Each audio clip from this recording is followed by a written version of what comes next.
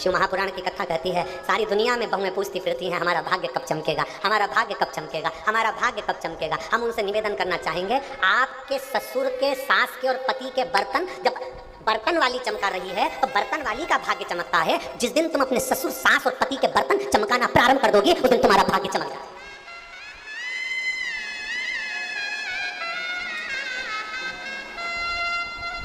बर्तन कौन चमका रहा है तुम्हारे घर के अंदर?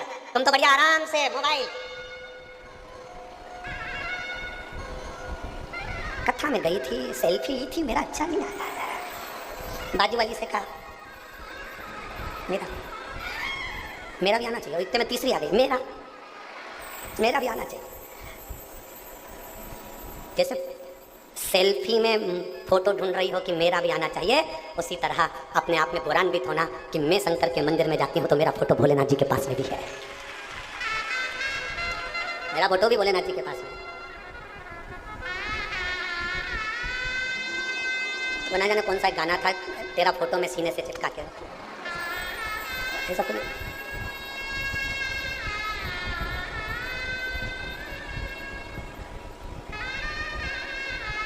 वो कहते हैं ना, आम है आज भी तेरे जलवे, आम है आज भी तेरे जलवे, पर कोई देख सकता नहीं। आम है आज भी तेरे जलवे, पर कोई देख सकता नहीं।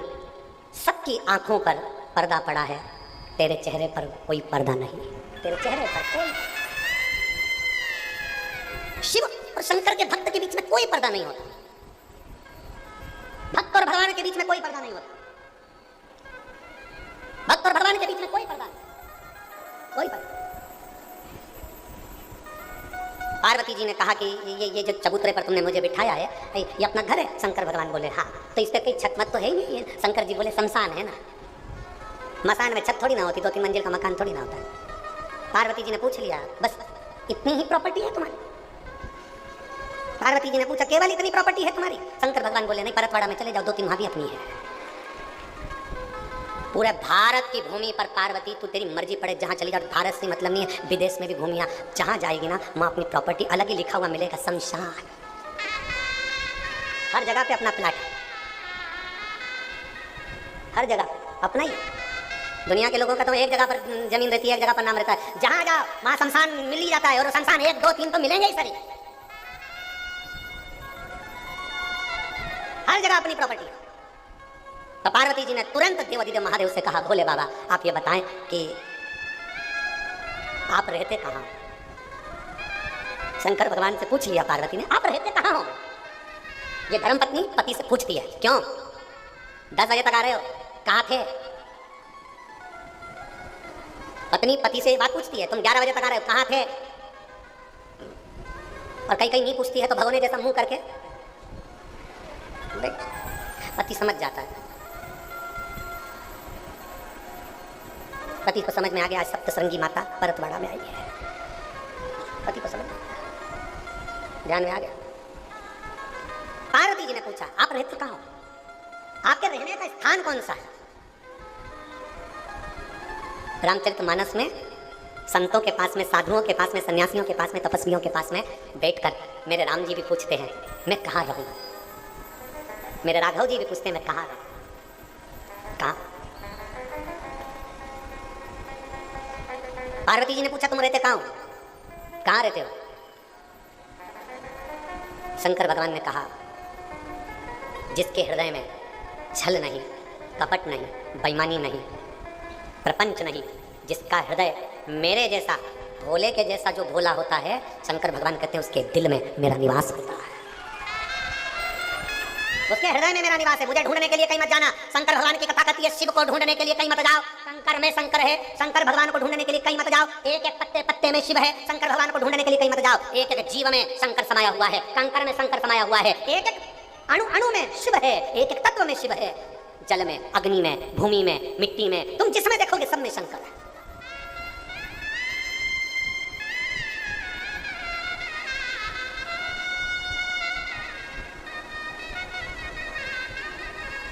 हर जगह उसका ही नूर है, प्रत्येक जगह पर वही नजर आता है, प्रत्येक जगह। हम जब यहाँ आए थे जायसवाल जी के यहाँ कथा करने के लिए, जब पहुँचे थे 5 तारीख की शाम को, तो हमने जायसवाल जी से एक ही बात कही थी कि ओम प्रकाश जी हो चाहे प्रकाश जी हो, हमने इनसे एक ही बात कही थी, ये कथा करवाने वाला देवादिदेव महादेव है, बाँचने वाला देवादिदेव महादेव है और सुनने वाला देवादिदेव महादेव है। किसी की सामर्थ्यता नहीं है। आप खुद अपने लिए छाता लगाते हो।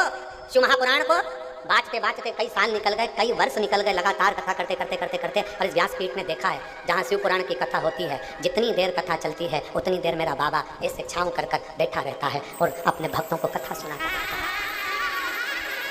उसके आने का एहसास वो कराता रहता है। कभी पानी गिरेगा, कभी हवा चलेगी, कभी ऐसा, कभी पास में से हवा की तरंग निकल कर जाएगी, कभी ऐसा लगेगा कि कोई इतना सुगंधित हवा हमारे बाजू में से निकल कर गई, उसमें सुगंध आ रही थी। कौन निकल कर गया आप जान नहीं सकोगे। मेरा महादेव हर पल हर घड़ी इस, हम कहते हैं, लोग कहते हैं शिवपुराण कहाँ होती है, हम कहते हैं जिस भूमि पर शिवपुराण होती है उस भूमि को मेरा महादेव कैलाश पर्वत बना देता है, उस स्थान को कैलाश बना देता है।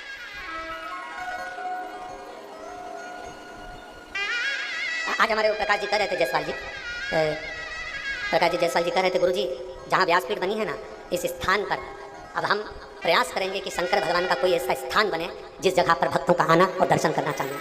मैं साधुवाद देता हूँ प्रकाश जी आपको, बहुत बहुत साधु।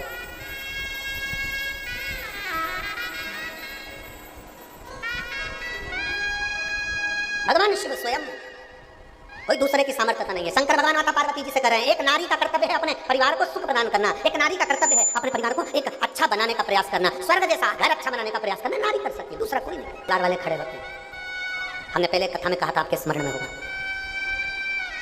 बारात जाती है ना, दूल्हा जाता है, अरे बोलो तो जम के, दूल्हे के आगे बाराती नाचते हैं कि पीछे नाचते हैं? जम के बोलो, आगे।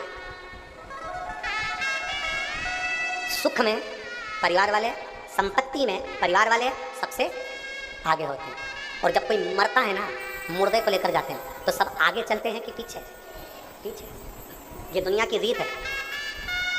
सुख है तुम्हारे पास में, सब आगे रहेंगे, अरे भैया जी, अरे काका जी, अरे नाना जी, अरे दादाजी, अरे मामा जी, अरे फूफा जी। सुख है तुम्हारे पास में, संपदा है तुम्हारे पास में, सब तुम्हारे आगे होंगे, और जैसे ही तुम्हारे को दुख पड़ गया, तकलीफ आ गई, कष्ट आ गया, सब पीछे, कोई आगे नहीं है।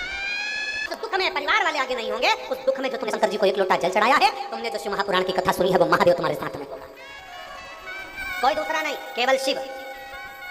एक पत्र है, रविनगर परतवाड़ा का निवासी हूँ, मेरा मोबाइल नंबर ये है, कहीं बैठे हो तो हाथ हिला सकते हैं, अगर कहीं बैठे हो तो हाथ हिला सकते हैं।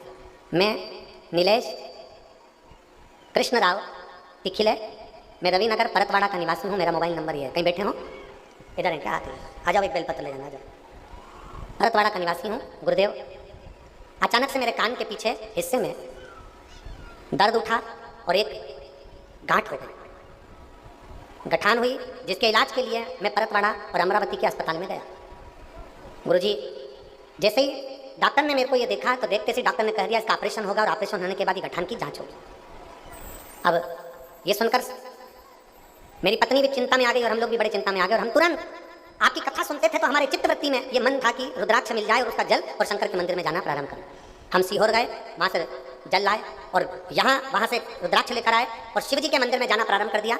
आप कहते हो कि अगर कैसी भी गांठ हो, कैसी भी तकलीफ हो, शिव जी पे चढ़ी हुई बेलपत्र नंदी के पास बैठकर कुंदकेश्वर महादेव के नाम से अगर खाई जाती है तो बाबा उस गठान को गला देता है। गुरुदेव, हमने कुंदकेश्वर महादेव के नाम से उस बेलपत्र को खाना प्रारंभ करा। वापिस डॉक्टर को दिखाने के लिए गए तो डॉक्टर बोला कि इसका ऑपरेशन करा लो, उसकी जांच होगी।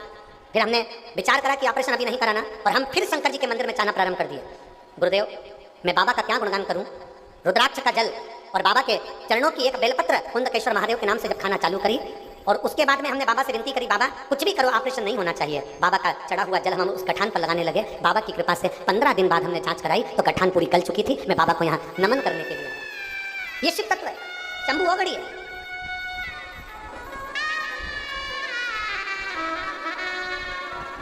एक शिव पर करा हुआ भरोसा, भगवान देवादिदेव महादेव पर करा हुआ विश्वास, एक दृढ़ता, एक भरोसा, वो सहज नहीं हो सकता। फिर निवेदन करेंगे संसार वालों पर, परिवार वालों पर, संसार के लोगों पर भरोसा करोगे तो एक दिन वो भरोसे को तोड़ देंगे, पर यदि महादेव पर भरोसा करोगे तो वो भरोसा कभी टूटने वाला नहीं है, वो भरोसा हमेशा रहेगा। मेरा महादेव तुम्हारे भरोसे को टूटने नहीं देगा।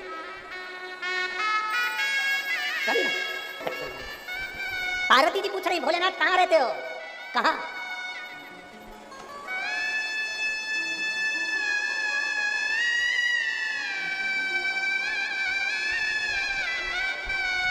कहाँ रहते हो? बोले ना शंकर जी कहते हैं अपने भक्त के दिल में, अपने भक्त के हृदय। यहाँ जितने बैठे हो ना, सबके दिल में शिव बैठा है। मेरा नमन है आपके भीतर विराजमान मेरे शंकर को, आपको प्रणाम करता हूँ, नमन करता हूँ। सब में शंकर जितने मिले आपको, बस आपकी दृष्टि पर चश्मा भगवान शिव की भक्ति का लगा लीजिए। गाय की आंखों पर भूसे को भी हरा करने के लिए हरा पन्नी लगाया गया, आपके नयन पर भक्ति का चश्मा चढ़ा, शिव भक्ति का। फिर दुनिया के लोग कुछ भी कहना, आग लगे बस्ती में अपन रहो मस्ती में, बोल बम का नारा है। जरा जम के अक्षय तृतीया का दिन बड़े भाव से बोल बम का नारा है। आज अक्षय तृतीया मतलब अखंड दिन है।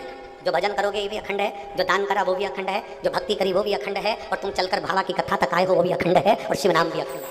अक्षय तृतीया जिसका कभी क्षय नहीं होगा। ये बहुत चतुर है जायसवाल परिवार, कम मत समझना इनको। इन्हें छाट के कथा लिए समय देख करके, बैसाख का महीना होना चाहिए, अक्षय तृतीया भी बीच में पड़ जाए, और बढ़िया भक्तों का खूब आनंद से जितने भक्त आए और प्रेम से जब कथा का रसपान करें तो उसका पुण्य अधिक से अधिक जीवों को प्राप्त हो। ये बहुत समझ की बात, बहुत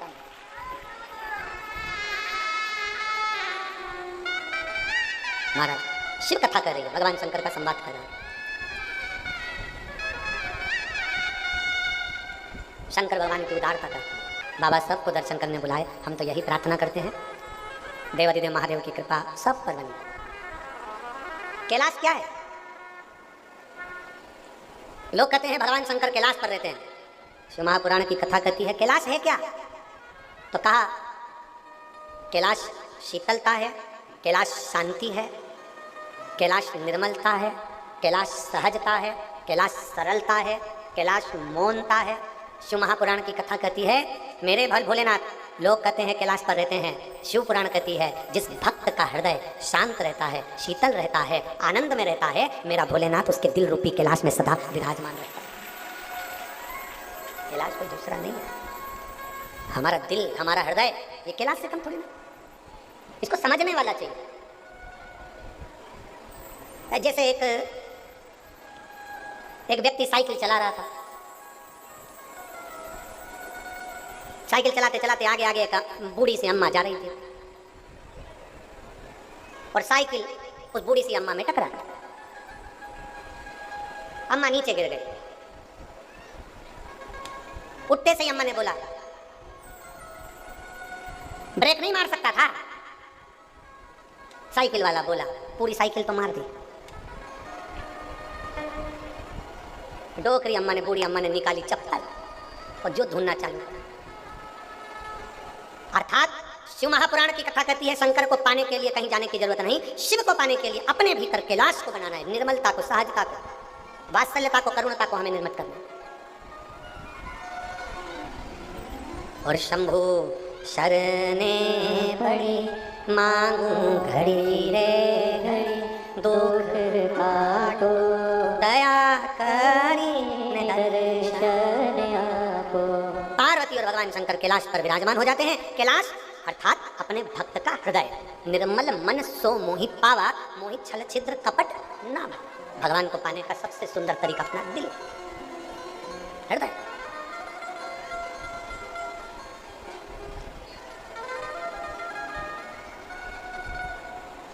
आज के जमाने में हर व्यक्ति कहता जरूर है कि मैं शिव जी का हूं, शंकर मेरे हैं, मैं शंकर का शंकर मेरे हैं, पर वो अपनी ओरिजिनलिटी में शंकर का नहीं हो पाता, वो केवल दिखावे से होता है।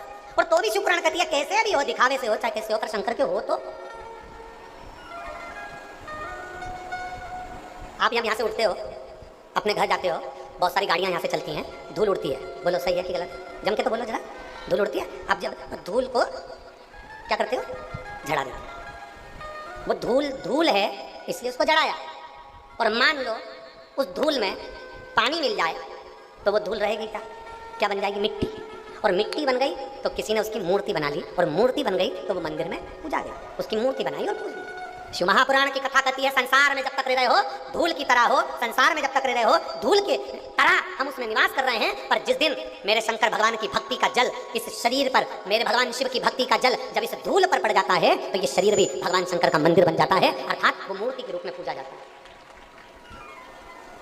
धूल धूल है, और उस धूल में भगवान की भक्ति का जल अगर मिल गया, उस धूल में भगवान की शिव भक्ति का जल अगर मिल गया तो वो धूल केवल धूल नहीं रहती, वो मिट्टी बन जाती है। मिट्टी मूर्ति का निर्माण कर देती है, मिट्टी मूर्ति का निर्माण कर देती है। अपने भीतर भगवान की अविरल भक्ति रूपी धारा को थोड़ा सा समाहित करिए, थोड़ा सा करा। मेरे देवादिदेव महादेव, मेरे भगवान शंकर पार्वती जी के साथ में विराजमान होते हैं कैलाश पर। समय बीतता है, जैसे समय बीता माता पार्वती जी के साथ में विराजमान थे और भगवान षडानंद कार्तिकेय को भेज दिया, तारकासुर का वध कर दिया। पर एक बात माता पार्वती जी ने शिव जी के सामने कार्तिकेय जी से कही, एक बात। हमारे बीच में माननीय श्री रवि जी राणा जी पधारे हैं, विधायक महोदय अमरावती। एक बार जोरदार ताली बजाकर उनका स्वागत, वंदन।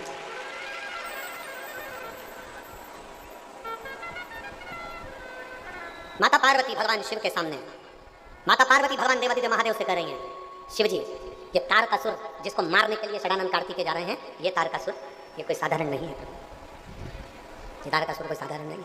ये तारकासुर के हृदय में शिव समाया हुआ है, तारकासुर के हृदय में शंकर समाया हुआ है। यदि भूलवश भी षडानंद कार्तिकेय जी ने अगर बाण छोड़ दिया, डीले कम करो भाई, षडानंद कार्तिकेय जी ने अगर बाण छोड़ दिया भूलवश में, और अगर उस तारकासुर के हृदय में, तारकासुर के दिल में अगर वो बाण लग जाता है, तो उसमें तारकासुर को तो बाण लगा ये दुनिया जानेगी, पर तारकासुर के भीतर, तारकासुर के हृदय में जो भगवान शंकर विराजमान है, बाण तो शिव को लगेगा ना।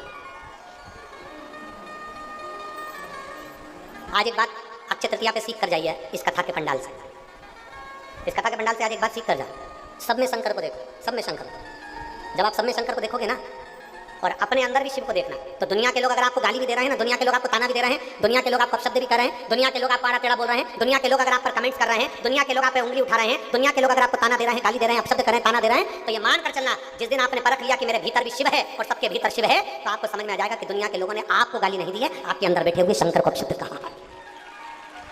सारी समस्या का हल, जरा जम के बोलिए, सारी समस्या का हल जिस दिन समझ गए कि शंकर भगवान हमारे भीतर विराजमान है, हमको किसी ने गाली नहीं दी, हमको किसी ने अपशब्द नहीं कहा, हमको किसी ने ताना नहीं दिया, हमको किसी ने अपशब्द नहीं बोला, हमको किसी ने आड़ा टेढ़ा नहीं बोला, बोला तो देवादिदेव महादेव को।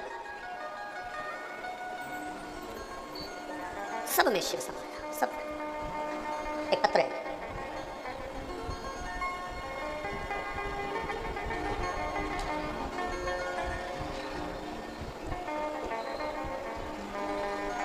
कुसुम बलीराम जी झारखोरे, मैं मानोरा में रहने वाली हूँ, तहसील मानोरा, जिला वाशिम। मेरा मोबाइल नंबर ये है, कहीं बैठे हो तो हाथ हिला सकते हैं, कहीं बैठे हो तो हाथ हिला सकते हैं। आ जाओ, एक बेलपत्र ले जाना, जाइए, आ जाओ, एक बेलपत्र ले जाइए। मेरे बड़े भाई बामन राव डाकोरे, उम्र 75 साल, उनको डॉक्टर को दिखाने गए थे तो गले में उनको कैंसर बता दिया था। नागपुर के दवाखाने में उनको भेजा गया, वहाँ कैंसर भी जो बताया गया था वो 3rd स्टेज का बताया गया था। फिर हमने डॉक्टरों का इलाज प्रारंभ करा, कीमो भी दिए गए, थेरेपी भी करी गई, उनकी बोलने की आवाज़ चली गई, वो बोल नहीं पाते थे। गुरुदेव बोलने से साथ में उनको सुनना भी बंद हो गया, क्योंकि 75 वर्ष की आयु है और उनकी जो कीमो हुए उसमें उनकी आवाज़ भी चली गई और उनके कान की आवाज़ भी चली गई। हमने हमारे मानोरा में, हमारे घर के नज़दीक शिव मंदिर में, आप जैसा कहते हैं कि शंकर पर विश्वास पूर्ण रखो, डॉक्टर तो ऑपरेशन का बोले, पर हमने ऑपरेशन ना कराते हुए हमने कहा कि अब जो करेगा वो देवादिदेव महादेव करेगा। शंकर जी पर आश्रित कर हमने भगवान शंकर के मानोरा में ही शिव मंदिर में जाना प्रारंभ करा, पशुपतिनाथ का व्रत करना प्रारंभ करा, परिवार के व्यक्ति को सीहोर भेजा और सीहोर से रुद्राक्ष बुलवाया। रुद्राक्ष का जल शंकर भगवान को चढ़ाते और वो जल लाकर उनको जो नाक में नली लगी हुई थी उस नली से उनको बूंद बूंद दे देते। गुरुदेव डॉक्टर के हिसाब से वो नली उनकी कभी नहीं निकलना थी और उनका जो जीवन था वो थोड़ा सा था, क्योंकि कैंसर बहुत फैल चुका था। अब हम बाबा के आश्रित हो गए, हमने बाबा से प्रार्थना करी, बाबा इनको कष्ट बहुत है, ये नली निकलना चाहिए और कैंसर अब जो जांच आए उसमें कैंसर नहीं आए, ऐसी कृपा करना। सीहोर के रुद्राक्ष को तांबे के कलश में गलाकर शिव जी को चढ़ाते, पशुपति व्रत करते, शंकर पर चढ़ा हुआ जल लाते, बेलपत्र लाकर उनके पलंग के पास में रख देते। हम क्या गुणगान करें गुरुदेव। हमने जब दूसरी बार जांच कराई हॉस्पिटल में, रिपोर्ट बाबा ऐसी आई कि उस रिपोर्ट में कैंसर नहीं आया। हम बाबा को यहाँ धन्यवाद देने के लिए आए हैं, उनकी नली निकल गई और अब उनको मुख से ही वो खाने भी लगे और पीने भी लगे। हम बाबा को धन्यवाद देने के लिए आए हैं, बाबा को प्रणाम करने के लिए आए हैं।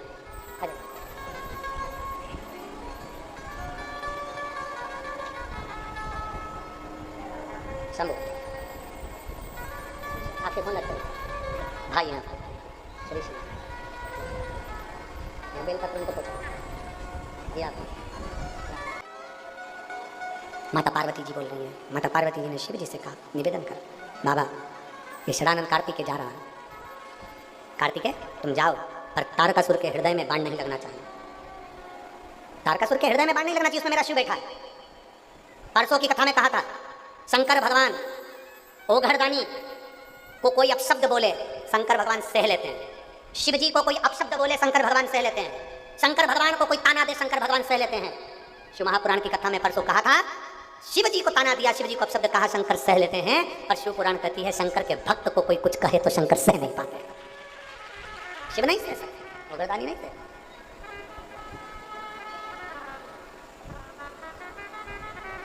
कितना सुंदर व्याख्यान है। लिंग पुराण के अंदर एक बात लिखी है, आप भी ध्यान रखना। लिंग पुराण के अंदर एक बात लिखी है, शिव जी को जल चढ़ाने के लिए अगर हम मंदिर जाते हैं और मान लो कोई व्यक्ति ऐसा जो मंदिर भी नहीं गया हो और भगवान के मंदिर में वो जाता ही नहीं हो, अगर केवल भरा हुआ जल लेकर, जो कलश लेकर, लोटा लेकर मंदिर जा रहा हो, अपनी दुकान के सामने से, अपने घर के सामने से, अपने मोहल्ले से मात्र जल लेकर जाने वाला उस व्यक्ति का मात्र, जो नहीं जा रहा वो व्यक्ति जल लेकर जाने वाले व्यक्ति का मात्र दर्शन कर ले और अपनी कामना कर कर भी कर ले, तो भी देवाधिदेव महादेव उसकी कामना पूरी कर देते हैं। इतना महत्व है लिंग पुराण कहती है। भगवान शंकर के जल का इतना महत्व है कि एक लोटा जल लेकर अगर हम शंकर के मंदिर जा रहे हैं, भरा हुआ पात्र लेकर हम शिव जी के दरवाजे पर जा रहे हैं, भरा हुआ पात्र लेकर जब हम देवाधिदेव महादेव के पास जा रहे हैं, मात्र उस पात्र का दर्शन, उस व्यक्ति का दर्शन, उसके मुख का दर्शन भी कर ले तो हमारे पाप क्षीण हो जाते। पाप समाप्त।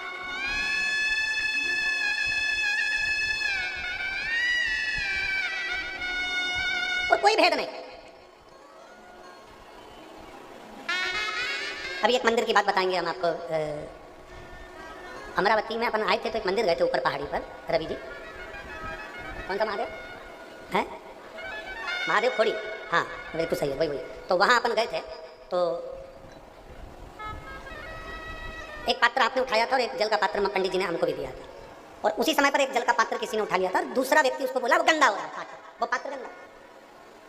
जरा समझिएगा, बहुत सुंदर संवाद है आपके और हमारे जीवन के संवारने के लिए। जितने आस्था चैनल पर सुन रहे हैं उन सबके लिए है। शिव महापुराण की कथा कहती है, जल चढ़ रहा है और कोई व्यक्ति ने कहा वो पात्र गंदा, वो रखा मंदिर के अंदर ही, बस ये है कि थोड़ा सा काला हो रहा होगा, तांबे का था, थोड़ा सा काला पड़ गया, गंदा। शिव महापुराण की कथा कहती है, कितना भी गंदे से गंदा व्यक्ति, कितना भी कपटी से कपटी व्यक्ति, कितना भी बेईमान से बेईमान व्यक्ति, कितना भी बेकार से बेकार व्यक्ति भी अगर तुम्हारे सामने शंकर भगवान को जल चढ़ा रहा है तो तुम्हारे भीतर उसके प्रति गलत भाव नहीं आना चाहिए। हमारा करा गया जल चढ़ाना, हमारा करा गया पुण्य, हमारा करा गया सत्कर्म। यहाँ तक शिव पुराण कहती है, शंकर जी के मंदिर में अगर कोई गलत बेलपत्र चढ़ा रहा है आपको नहीं टोकना है। अगर वो गलत फूल चढ़ा रहा है आपको नहीं टोकना है। अगर वो गलत बेलपत्र पुष्प समर्पित कर रहा है आपको नहीं टोकना है। गलत तरीके से जल चढ़ा रहा है आपको नहीं टोकना है। टोकना कब है? जब वो जल चढ़ाकर बाहर निकल जाए। भगवान के सामने नहीं टोकना है, बाहर निकलने के बाद कहिए, काकी जी आज आपने जो बेलपत्र चढ़ाई ना वो गलत चढ़ाई है, ऐसे चढ़ाना था। काकी जी आपने धतूरा चढ़ाया ना वो गलत चढ़ाया, उसको ऐसे चढ़ाना था। काकी जी आपने जो जल चढ़ाया ना वो गलत चढ़ाया, उसको ऐसे चढ़ाना था। कल हमने कथा में वर्णन करा द्विजेश्वर महादेव का, नाम बोले जरा, द्विजेश्वर महादेव। तो हमने जल चढ़ाने का आपको तरीका बताया था कि भाई यहाँ से जल चालू हुआ, फिर इधर पर गया, जाने के बाद वापस इधर पर चले गया, फिर वो जल वापस यहीं से चालू होकर यहाँ आया, फिर तुम जहाँ खड़े हो वहीं से जलाधारी शिवलिंग पर आ गई। ऐसा द्विजेश्वर महादेव का हमने वर्णन करा। तो क्यों उसका वर्णन करते हैं कि हम भगवान के सामने अगर कोई चढ़ा भी रहा है ना जल, तो हम कभी बोलेंगे नहीं कि भाई ये तुम गलत चढ़ा रहे हो, किसे, फिर तुमने जैसा चढ़ाया मेरे भोलेनाथ ने वैसा स्वीकार कर लिया। पर प्रयास करो देवाधिदेव महादेव के सामने, भगवान शंकर के सामने, भगवान शिव के सम्मुख में कभी भी इतना याद रखिए, इतना अपने मन के अंदर रखना कि हमें भगवान देवता देवाधिदेव महादेव के सामने कभी किसी के अंदर जल के पात्र में भी खोट नहीं देखना है। तो दुनिया में तो खोट देखने की बात ही दूसरी।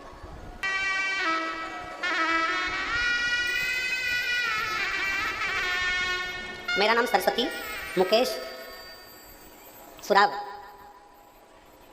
कावेल जिला नागपुर की निवासी हूँ। कांटोल जिला नागपुर की निवासी हूँ। मेरा मोबाइल नंबर ये, कहीं बैठी हैं, कहीं बैठी हो तो हाथ हिला सकती हूँ।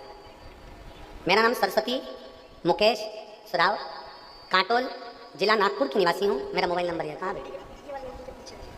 बच्चा आया है क्या साथ में? संतान होगी पर नहीं। डॉक्टरों को दिखाया तो भी संतान का सुख नहीं है, हमें संतान की प्राप्ति नहीं।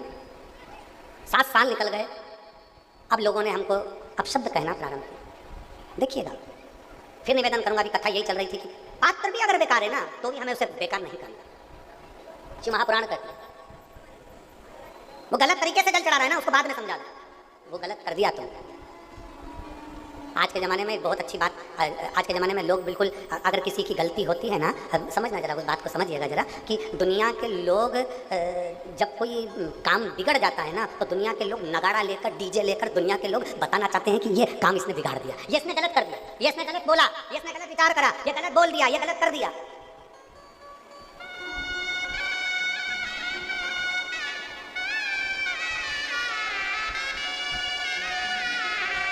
खूब डीजे लेकर लोग प्रचार करते हैं, इसने गलत कर दिया, इसने गलत कर दिया। यहाँ यहाँ लिख रही है दीदी, कई साल इंतजार करा, संतान का सुख नहीं हुआ, तब लोगों ने अपशब्द कहना चालू कर दिया। हमने अभी कहा तांबे का लोटा भी अगर गलत है तो भी हमें गलत नहीं कहना। आप अच्छा देखो ना, मंदिर के अंदर गए हो ना, आप देवालय में गए हो, शिवालय में गए हो, उसने अच्छा ढूंढिए।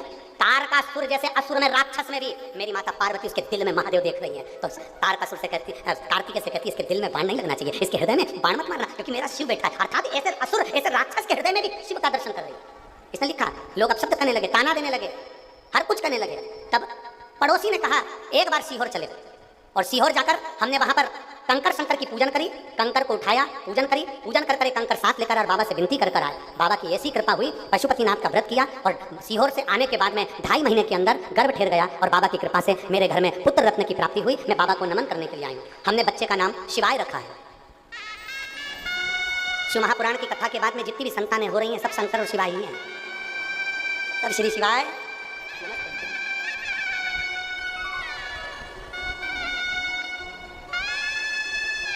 हम अभी एक दिन आशीष से कह रहे थे, आशीष आने वाले समय में सरकार ये ना कह दे कि तुम जनसंख्या वृद्धि करवा रहे। अभी ये तो शिव की कृपा है। और फिर निवेदन करूंगा मेरे महादेव से, मेरे हम जो प्रार्थना रोज करते हैं ना वो प्रार्थना तुम भी करा करो। हम हमारे महादेव से रोज करते हैं, प्रतिदिन का नियम है हमारा। सुबह उठेंगे रवि जी, सुबह उठते से एक प्रार्थना महादेव से हमेशा करते हैं, बाबा पुरुष की जेब खाली मत रखना और नारी की गोद खाली मत रखना। जिस पुरुष की जेब खाली होती है ना उसका कहीं सम्मान नहीं होता, उसकी जेब में पैसा नहीं होता ना तो घर के लोग भी नहीं पूछते, बाहर के भी नहीं पूछते। जिस नारी की गोद खाली होती है ना उसको बहुत सुनना पड़ता है, उसको बहुत सहना पड़ता है। प्रतिदिन हम बाबा से निवेदन करते हैं, हमारे कुबेर भंडारी से रोज का निवेदन हम यही करते हैं, बाबा किसी पुरुष की जेब खाली मत रखना और किसी नारी की गोद खाली मत रखना, तू भर कर रखना। नारी का सम्मान उसकी गोदी में बच्चा है तो सम्मान है, और पुरुष का सम्मान उसकी जेब में पैसा है ना तो दुनिया पूछती है, वरना अपने भी नहीं पूछते हैं। इसलिए हम भूल ही गए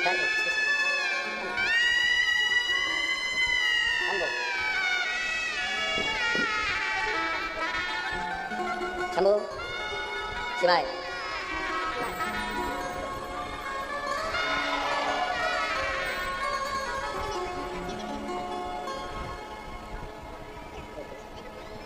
मैं ना ले देखिए, इसको नहीं किया, इसके बाद ले।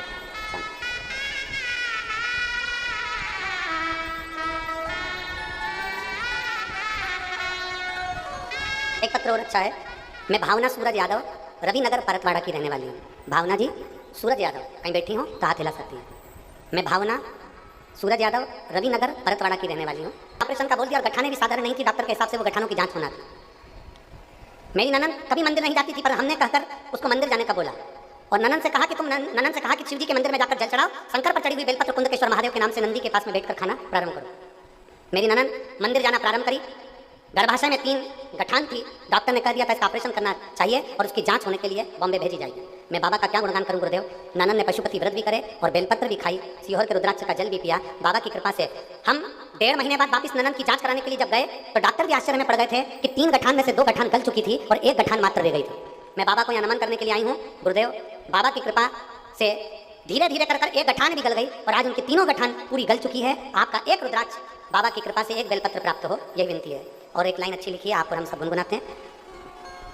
अपनी किस्मत का ताला हो, अपनी किस्मत का ताला तुम खोलते चलो, श्री शिवाय नमः तुम बोलते चलो। श्री शंकर औघड़ी शिव, औघड़ी है शंकर। अरे श्री शिवाय नमस्तुभ्यं मेरे देवादिदेव महादेव का गुणगान स्वयं पार्वती जी कर रही है। भगवान तारकासुर को मारने के लिए जब कार्तिकेय भगवान जा रहे हैं तो उनसे कह रही है, सुनो कार्तिकेय, हृदय में उनके शिव समाया है, उस पर बाण ना छूटे, शरीर में बाण लगे पर हृदय में ना लगे। जिसके दिल में शंकर बैठ जाता है उसका दिल फिर कहीं हॉस्पिटल में खुलता नहीं है, उसका दिल शिव में लग गया तो फिर कहीं लगता नहीं। एक ही इस मन को लगाओ तो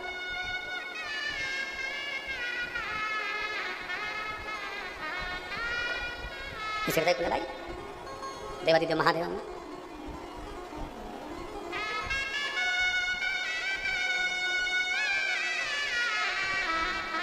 समझाना बड़ा मुश्किल है आखिर वो दर्द सच्चा दरबार ये भोले की मेरे दिल है।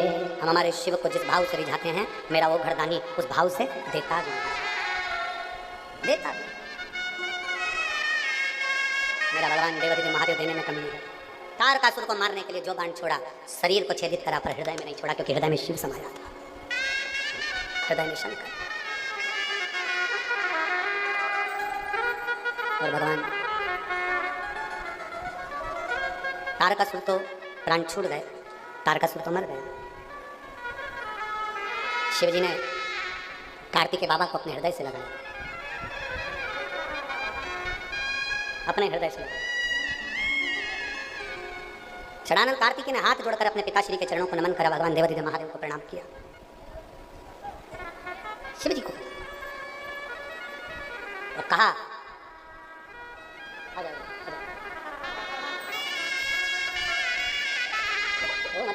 बाबा से विनय करिए, को खड़ा कर दो, एक तरफ सास को खड़ा कर दो। बहू 2 घंटे में तैयार होगी, सास 15 मिनट में तैयार हो जाएगी।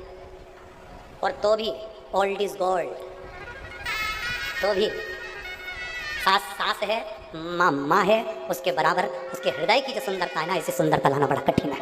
माँ माँ है, उसकी वात्सल्यता इतनी सुंदर है, उसकी करुणता, उसका स्नेह इतना सुंदर है। 15 साल के पहले की बात, 15 से बल्कि 18-19 साल पहले की बात। वहाँ एक मित्तल परिवार में कथा कराई थी, या कोई ध्यान में नाम नहीं आ रहा था, था गिरवल परिवार। उनकी बूढ़ी माँ थी, उसकी उम्र थी लगभग 86 के क्रम के अंतर्गत 86 साल की। वो कुर्सी पे बैठी रहती थी, बहुएं जितनी भी कथा में आती थी वो सब तैयार होकर आती थी, पर बुढ़िया 86 साल की जो बुढ़िया थी, 86 ईयर की, वो कुर्सी पे बैठी रहती, साड़ी पहनी रहती और बड़ी सुंदर, बड़ी सुंदर। अब कथा करते करते करते करते करते वो बूढ़ी अम्मा पे हमारी आँख टिक जाती। आँख इसलिए टिकती कि जितनी माताएं बैठती थी वो तैयार होने जाती, घंटों में आती, पर वो बूढ़ी मैया वहीं कथा स्थल पे रहती थी, और कथा स्थल पे रहकर ही वो कुर्सी पर जब बैठती थी तो उसके चेहरे की चमक इतनी रहती थी। आखिरी में हमसे नहीं रहा गया, तो कथा होने के बाद हमने बूढ़ी माँ से पूछ लिया, माँ जी, ओ आई दादी माँ, एक बात बताओ कि आप सत्य बताना, आप व्रत करती हो? उसने कहा नहीं, मेरी अवस्था ऐसी नहीं मैं व्रत करूँ। आप साधना करती हो? नहीं, मैं साधना भी नहीं करती। तो हमने पूछा, फिर आप इतना क्या करती हो, धर्म का कार्य बताओ कि क्या करती हो? तो उस बूढ़ी माँ ने एक बात कही, मैं पूरी जिंदगी मेरी निकल गई, मैं तुलसी माता के गमले में सींचन करती हूँ, जल जरूर सींचती हूँ।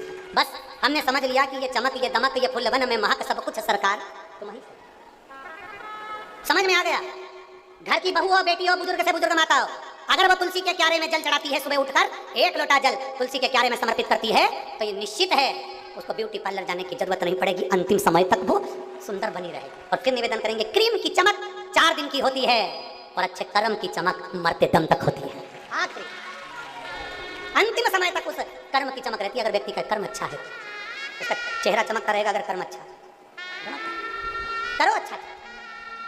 विद्यालुत्पल ने माता पार्वती जी को देखकर आसक्त हो गए, उनको पकड़ने के लिए, हाथ पकड़ने के लिए विद्यालुत्पल आए। माता पार्वती ने कुंदुक उठाकर फेंका, फेंकते से उनके प्राण छूट गए। शिव जी के चरणों में कुंदुक जाकर गिरा, गिरते से शंकर जी का नाम कुंदकेश्वर महादेव हो गया। हमने पहले भी कथा में कहा, जो दवाई ना लगे, जो औषधि ना लगे, आपको लग रहा है कि बीमारी बड़ी है, तो प्रयास करना कुंदकेश्वर महादेव के नाम से, डॉक्टर ने जो दवाई दी उस दवाई को कुंदकेश्वर महादेव के नाम से खाओ।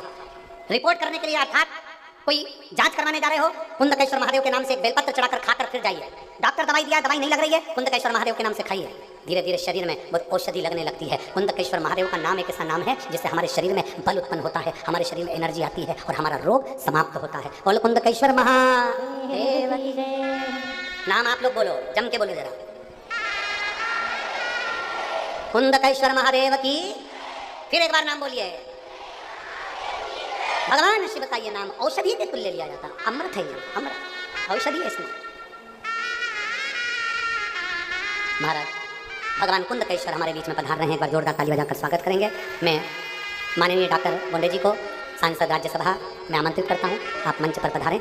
और श्री रवि बड़ा दुखी हो गया कि मेरी गाय भूखी रहती है, कुछ खाती नहीं है, भूसा खाती नहीं है, सूखा चारा खाती नहीं है, इसको तो हरी घास चाहिए, हरी दुबा चाहिए। अब गर्मी में, बैसाख के महीने में इतनी गर्मी में कहाँ से हम हरी दुबा, हरी घास लाएं?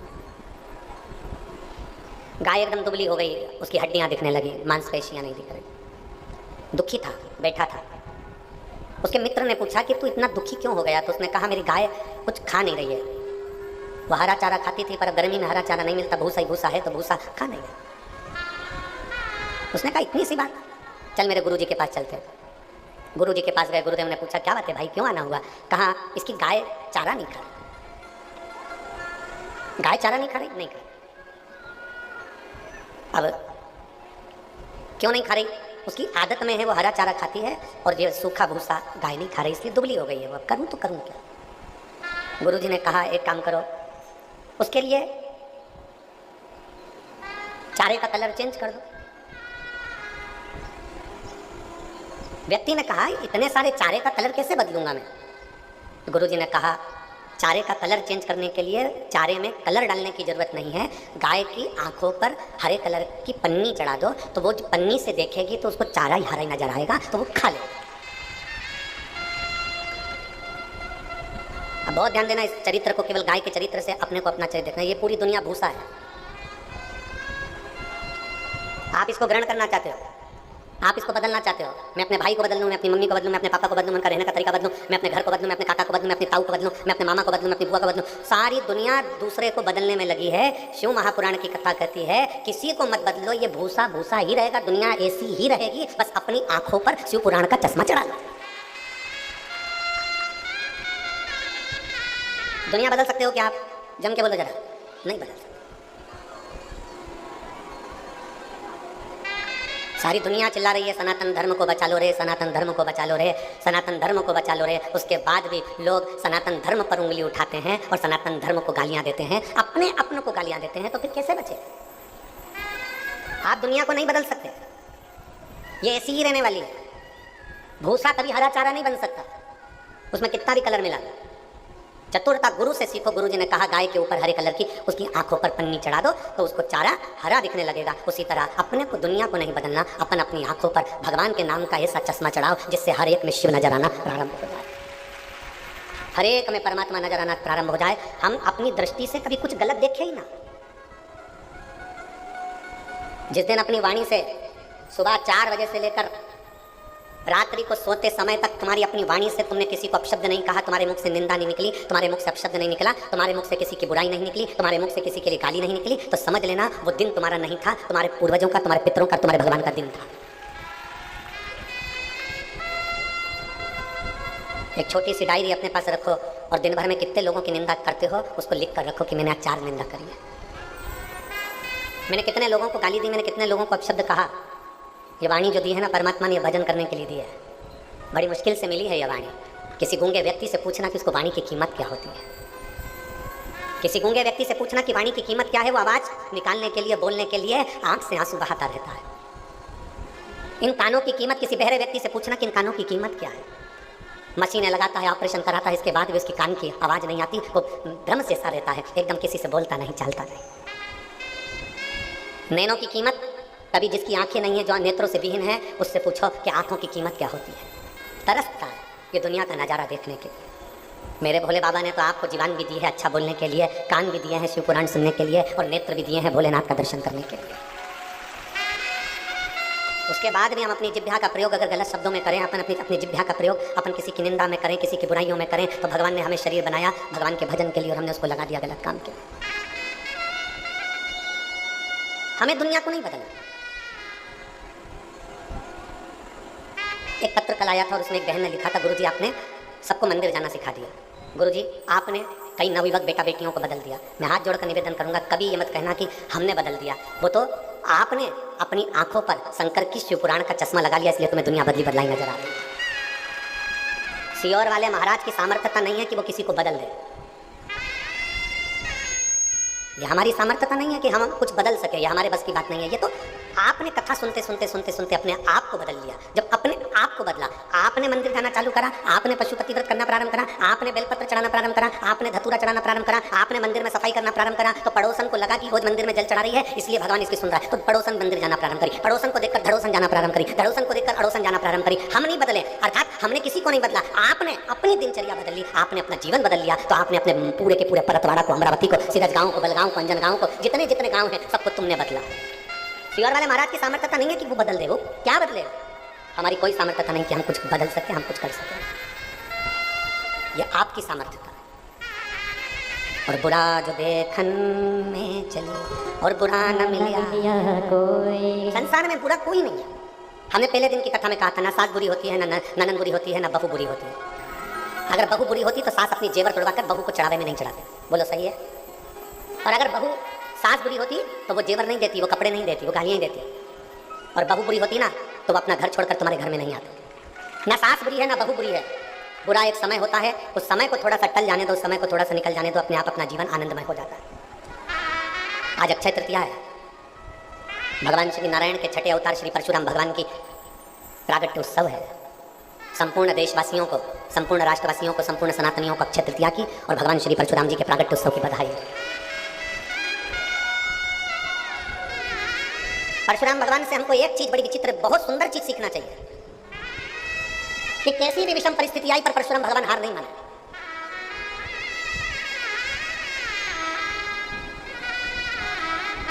पिता ने कहा माता शीश काट दो, शीश काट दिया, वर में वापस माता का प्राण मांग लिया।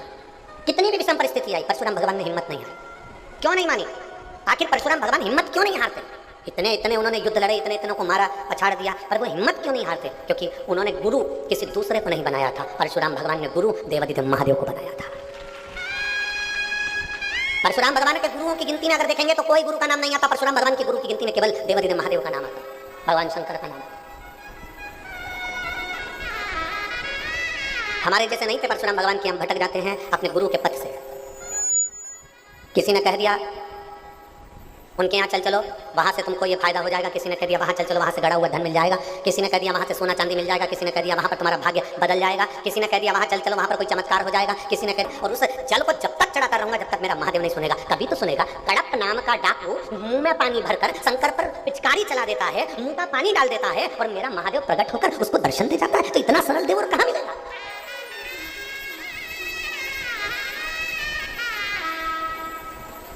इतना सरल देव कहां प्राप्त हो? विचार करिए।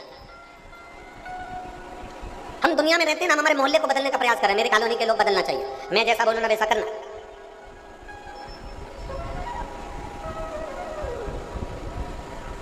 घर के लोग नहीं बदल पा रहे हैं, कॉलोनी के क्या खाक बदलेंगे? अरे बोलो तो जरा जम के, सही है कि गलत?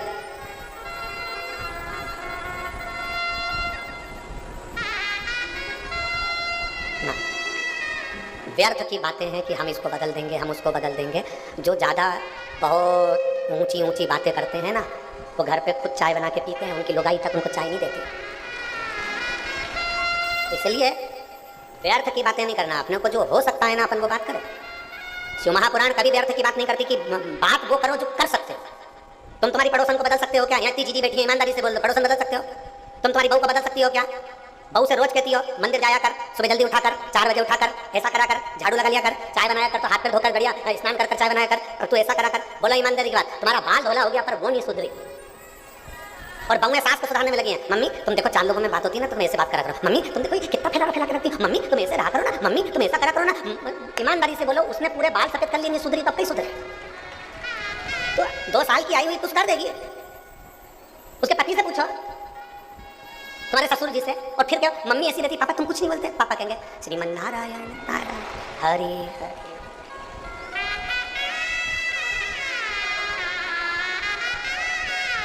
ससुर भी कह देंगे बहू घर में रहना है तो भजन कर ले, पड़ी पड़ी कुछ मत। ससुर भी कह देंगे बेटा मेरे इतने बाल उड़ गए रही, सब चले गए। क्या हम किसको बदलना चाहते हैं? मेरा सासू माँ से निवेदन है, आप बहू को बदलने का प्रयास मत करो, और बहुओं से निवेदन है तुम सास को बदलने का प्रयास मत करो। एक काम आज अक्षय तृतीया से कर लो, हम अपने आप को बदलेंगे, हमें दूसरे से मत लेंगे। और तुम बदल कर देखो फिर मजा आएगा। तुम बदल कर देखो फिर जिंदगी जीने का एक आनंद आएगा। तुम बदल कर देखो अपने आप को, और जिस दिन तुमने अपने आप को बदल लिया उस दिन जीवन का आनंद है। और पर करें तो करें क्या महाराज? हम सबको बदलना चाहते हैं पर अपने आप को हम कभी बदलना नहीं चाहते। जब हम अपने आप को नहीं बदल सकते तो दुनिया कैसे बदलेगी? गायत्री परिवार वाले कहते हैं हम सुधरेंगे, जम जम के बोलो जरा, हम सुधरेंगे युग सुधरेगा। हम बदलेंगे युग बदलेगा। हम बदले तो पहले। पार्वती जी जब कैलाश पर आई तो शेर पर बैठकर पार्वती जी अलग आई और शंकर भगवान नंदी पर बैठकर अलग आए थे क्या? जम के बोलो जरा। नहीं, शंकर और पार्वती काय पे बैठ के आए थे विदाई के समय पे? बोलो बोलो जम के। नंदी। नंदी कौन? श्रीमद् भागवत में नंदी को क्या कहा गया? शिव महापुराण में नंदी को क्या कहा गया? नंदी कौन? धर्म। बेल कौन? धर्म। श्रीमद् भागवत में वर्णन आता है 4 चरण धर्म के। नंदी कौन है? धर्म। पार्वती जी काय पर बैठी हैं? जम के बोलो जरा। शंकर जी के साथ काय पे बैठी? विदाई के समय पर। सब बोलो जितने बैठे हो यहाँ पर। नंदी पे। अब आपको बोलना नंदी पर नहीं, अब आपको बोलना है धर्म पर। पार्वती जी काय पर बैठी है?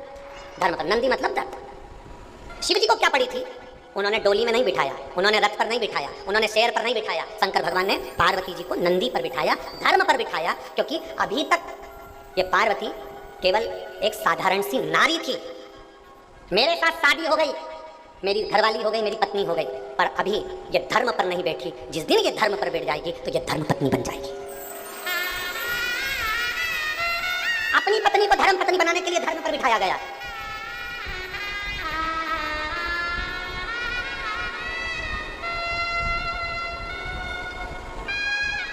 अब आजकल की बहुएं पति के साथ में आती हैं कार में, इसलिए उनका अहंकार कमी नहीं होता, इसलिए उनका अहंकार कम नहीं होता।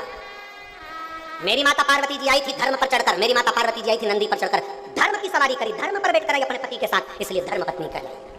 और धर्म पत्नी का फर्ज क्या होता है? जरा ध्यान से सुनिएगा शिव महापुराण के इस संवाद को।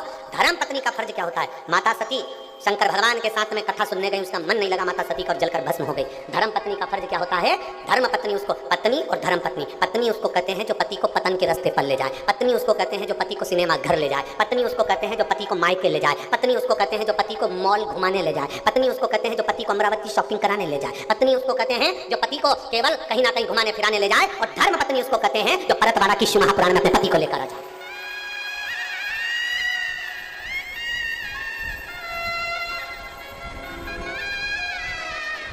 यहाँ इतनी बैठी हैं, आपसे निवेदन है 7 दिन में कम से कम 1 दिन धर्मपत्नी बनने का प्रयास करना। कितने दिन? 1 दिन। अपने पति के रोज कहना, सुनो परतवाड़ा में कथा चल रही है, अपने गांव में कथा चल रही है, 40 किलोमीटर, 100 किलोमीटर, 150 किलोमीटर, चलो। गैप ना करिए, सरंग रह जाएगी, खुला रह जाएगा, छोटा सा गैप हो जाएगा तो उसमें से पाप भी हमारे अंदर प्रवेश कर सकता।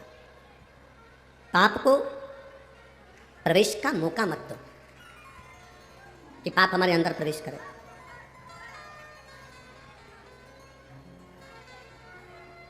अपने पुण्य का हिस्सेदार कोई नहीं होता, अपने पाप का हिस्सेदार कोई नहीं होता, सब हमारा ही है। 2 चीजें ऐसी हैं जिसका हिस्सा कभी नहीं हुआ, एक माँ का दूध, और दूसरा आपने जो माला जपी, भगवान का भजन किया उसका। माता के दूध का भी हिस्सा नहीं होता।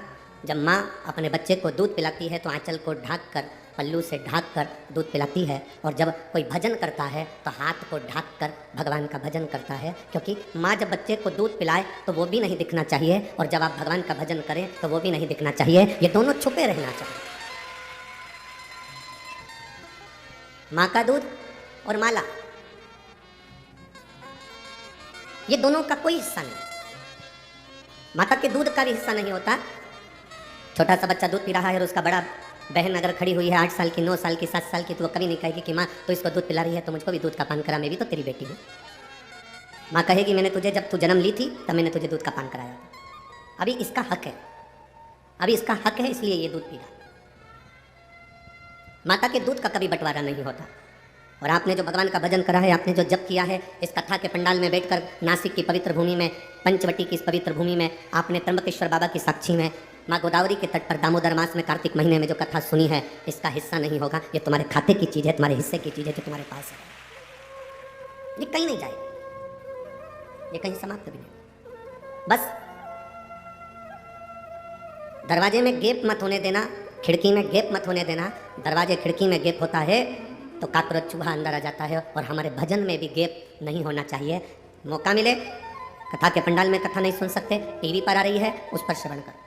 दिन में नहीं सुन सकते, रात्रि को सोने से पहले 5 मिनट, हम ज़्यादा नहीं कहेंगे कि तुम 1 घंटा कथा सुनो, सोने से पहले 5 मिनट शिव महापुराण की कथा जहाँ की भी आप निकालना चाहो अपने मोबाइल पर निकाल कर केवल 5 मिनट श्रवण करो। बाबा का श्री शिवाय नमस्तुभ्यम का जाप करो, और आराम से बाबा का नाम लेकर बेफिक्र होकर बाबा के भरोसे सब छोड़कर विश्राम करो कि मेरा बाबा मुझे संभालेगा और मेरे परिवार को संभालेगा। रात को जब सोते हो तो घर की सास चिल्ला कर कहती है बेटा ताला लगा दिया, बोलती कि नहीं बोलती? तुम अपने बच्चों से कहते हो दरवाजा बंद कर आया कि नहीं आया? रसोई घर का दरवाजा बंद करा कि नहीं करा, बिल्ली घुस जाएगी, चूहा घुस जाएगा, ये काम करा कि नहीं करा। रात को आप बोलते हो लाइट बंद कर सोना, सारे हॉल की लाइट बंद करना, बाहर की लाइट बंद करना, पानी की मोटर बंद करी कि नहीं करी, ये काम करा कि नहीं करा, वो काम करा कि नहीं करा। आपकी सास भी आपसे कहती है, आप अपने बच्चों से कहते हो, कोई पति पत्नी से कहता है, पत्नी कभी पति से कहती है। रात को सोने से पहले आपको पूरी चिंता रहती है और आप सब कुछ देख कर सोते हो। इसलिए रात्रि को सोने से पहले आप 5 मिनट का नियम बनाओ कि मुझे शिव महापुराण की कथा श्रवण करना है। आप अगर जैसे घर देखकर सोते हो, उसी तरह परमात्मा का भक्ति का भजन देखकर सोगे तो परमात्मा भी पूरी रात तुम्हारे घर को देखता है। बड़ी बड़ी कुर्सियों पर, बड़ी बड़ी टेबल पर, पलंग पर बच्चा चढ़ता है। कब चढ़ता है? जब उसकी मम्मी, जब उसके पापा, जब उसकी माँ, जब उसके पिता उसके पास होते हैं। चढ़ता है, कूदता है। उसको मालूम है अगर मैं गिरूंगा तो मेरी माँ मुझे संभाल लेगी, मेरे पिता मुझे संभाल लेंगे। एक हवाई जहाज जा रहा था और पायलट ने अनाउंस कर दिया मौसम ठीक नहीं है और ऐसा लग रहा है आप लोग सीट बेल्ट बांध लें। और ये हवाई जहाज कहीं ना कहीं ऐसा लग रहा है कि स्थिति ठीक नहीं है, कोई भरोसा नहीं, कोई भरोसा। सब ने सीट बेल्ट बांध लिया। हवाई जहाज चल रहा था। एक बच्ची 6 साल की गेम खेल रही थी, टॉफ़ी खा रही थी। हवाई जहाज में बैठे हुए लोगों ने कहा तुम सीट बेल्ट बांध लो। ऐसा लग रहा है सबके आंख में आंसू है, तुम मुस्कुरा रही हो, तुम हंस रही हो, गेम खेल रही हो, टॉफ़ी खा रही हो, बिस्कुट खा रही हो, क्या तुम्हारे मन में भय नहीं है? उसने कहा नहीं। तुम्हें मालूम है हवाई जहाज अभी नीचे गिरने वाला है, तुम्हें भय नहीं है? नहीं। क्यों? क्योंकि जो पायलट है वो मेरा पापा है। जब मेरा पिता हवाई जहाज चला रहा है तो ये मेरा विश्वास कहता है, उसको मालूम है मेरी बेटी पीछे बैठी है, कुछ भी होगा वो सही जगह ही उतारेगा, मरने नहीं देगा। ये विश्वास आपके भीतर होना चाहिए कि आपको, आपके परिवार को, आपकी ज़िंदगी को चलाने वाला देवाधिदेव महादेव वो मेरा बाबा बैठा हुआ है, वो आपको डूबने नहीं देगा, वो डूबने नहीं देगा। ऐसा कोई कण, ऐसा कोई क्षण जहां शिव नाम, कोई जगह बता दो जहां शिव नाम। एक एक कंकर में शंकर समाया, एक एक बिंदु में शिव तत्व समाया, एक एक बिंदु में। कभी आप लोग आपके क्षेत्र में कहीं ब्रह्म कुमारी आश्रम हो तो वहां जाकर अगर आप देखे होंगे तो वहां एक बिंदु से शिव की उत्पत्ति बताई जाती है। आप उन बहनों से पूछेंगे तो वो कहेंगे ये बिंदु से शिव की उत्पत्ति है। एक बिंदु से शंकर, शंकर में बिंदु है और बिंदु में शंकर है। और फिर उन देवाधिदेव महादेव से आगे आगे जो रचना हुई, नारायण, ब्रह्मा, देवता सब प्रकट होते चले गए। उस बाबा को पहचानना, शिव को जानना बहुत कठिन है। जो जान गया वो जानने के बाद फिर गलती नहीं करा। रात्रि को सोने से पहले उसका भजन जरूरी है। सांप से डरते हो ना? अरे बोलो तो, नहीं डरते हो तो मंगवा के छोड़ दे। सांप से डरते हो तो पाप से भी डरा करो। जब सांप से भय लगता है तो पाप से क्यों नहीं लगता? हम किसी को अपशब्द कर रहे हैं, ताने दे रहे हैं, गाली दे रहे हैं, आड़ा टेढ़ा कर रहे हैं, ये श्रेष्ठता नहीं। तो कई लोग कहते हैं गुरुजी आप कहते हो कि गंदा मत बोलो, अपशब्द मत बोलो, ताना मत दो, गाली मत दो, आड़ा टेढ़ा मत बोलो, दूसरे लोग हमको बोलते हैं वो। अरे तो हम तो हमेशा कहते हैं ना, जो उन्नति की सीढ़ी पर चढ़ता है, जो तरक्की के मार्ग पर आगे बढ़ता है, तो सबसे ज्यादा गाली उसी को पड़ती है। दूसरे नहीं बकेंगे।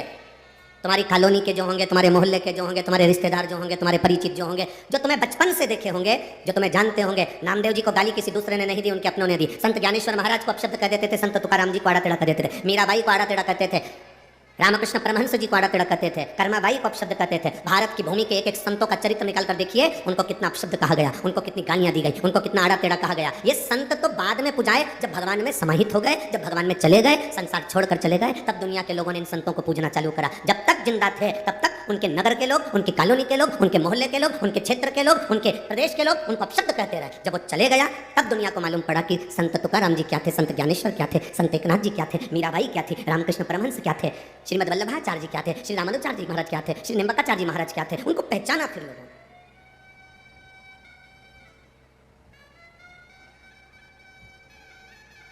चर्चा किसकी होती है? जो मर गया उसकी कभी चर्चा होती है क्या? अरे जम के तो बोलो। जो जिंदा है, जिसकी हस्ती है, जिसको लोग जानते हैं, उसी की चर्चा होती है। जिसकी हस्ती ही नहीं, जिसको लोग पहचानते ही नहीं, लोग उसको कुछ नहीं कहते। जितनी गाली दुनिया में किसी को नहीं पड़ती होगी, उतनी गाली बेचारे मोदी को पड़ती होगी।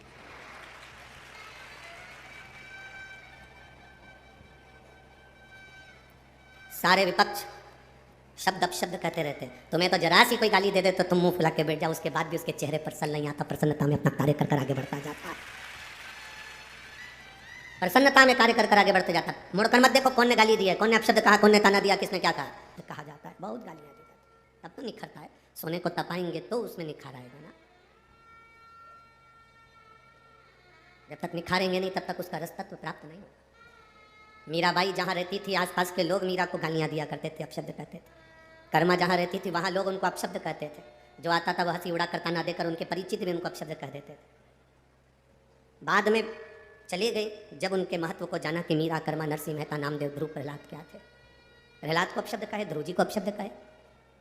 जब चले गए तब मालूम पड़ा कि ये थे क्या, है क्या। जीते जी पहचानना कठिन है। सास जिंदा है, उसका मन कर रहा है कि मुझे खीर बना के खिला दे, बहू से 4 बार बोल चुकी, खीर नहीं खिलाई। सास निपटी, खीर बनी, सास गई, खीर तैयार। अब सास को नहीं, उसका फोटो जो लगा हुआ है स्माइल देता हुआ, वो कंडा जलाकर, गाय की गोबरी जलाकर, उसको जलाने के बाद थोड़ी सी पूड़ी और खीर उसमें छोड़कर फिर प्रणाम। सास फोटो में विचार कर रही, मैं कहते कहते मर गई तो नहीं खिलाया। मरने के बाद पूड़ी और खीर को मिला के फोटो में चिपकाया। सास बेचारी सिर पे पल्लू डाली, फोटो में ऐसी कैसी मुस्कुराती रही, पूड़ी चिपकी रही। पूरे साल श्राद्ध आई तब पूड़ी और खीर निकली, अगले साल की फिर चिपकी, चिपक गई। फिर अगला साल आएगा, फिर खीर पूड़ी चिपक जाए, फिर चिपके। अब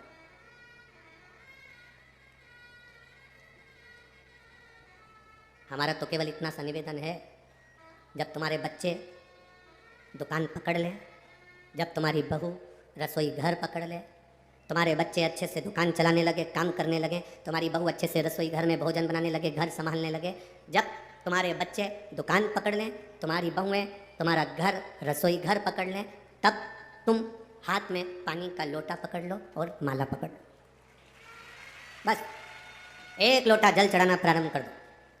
नहीं पकड़ोगे, 2-4 कदम चलने की आदत डालो। दिन भर सोफे पर पड़े रहते हो, मोबाइल रिमोट हाथ में पड़ा रहता है, पड़े पड़े घर में शरीर में बीमारी बढ़ती चली जाती है।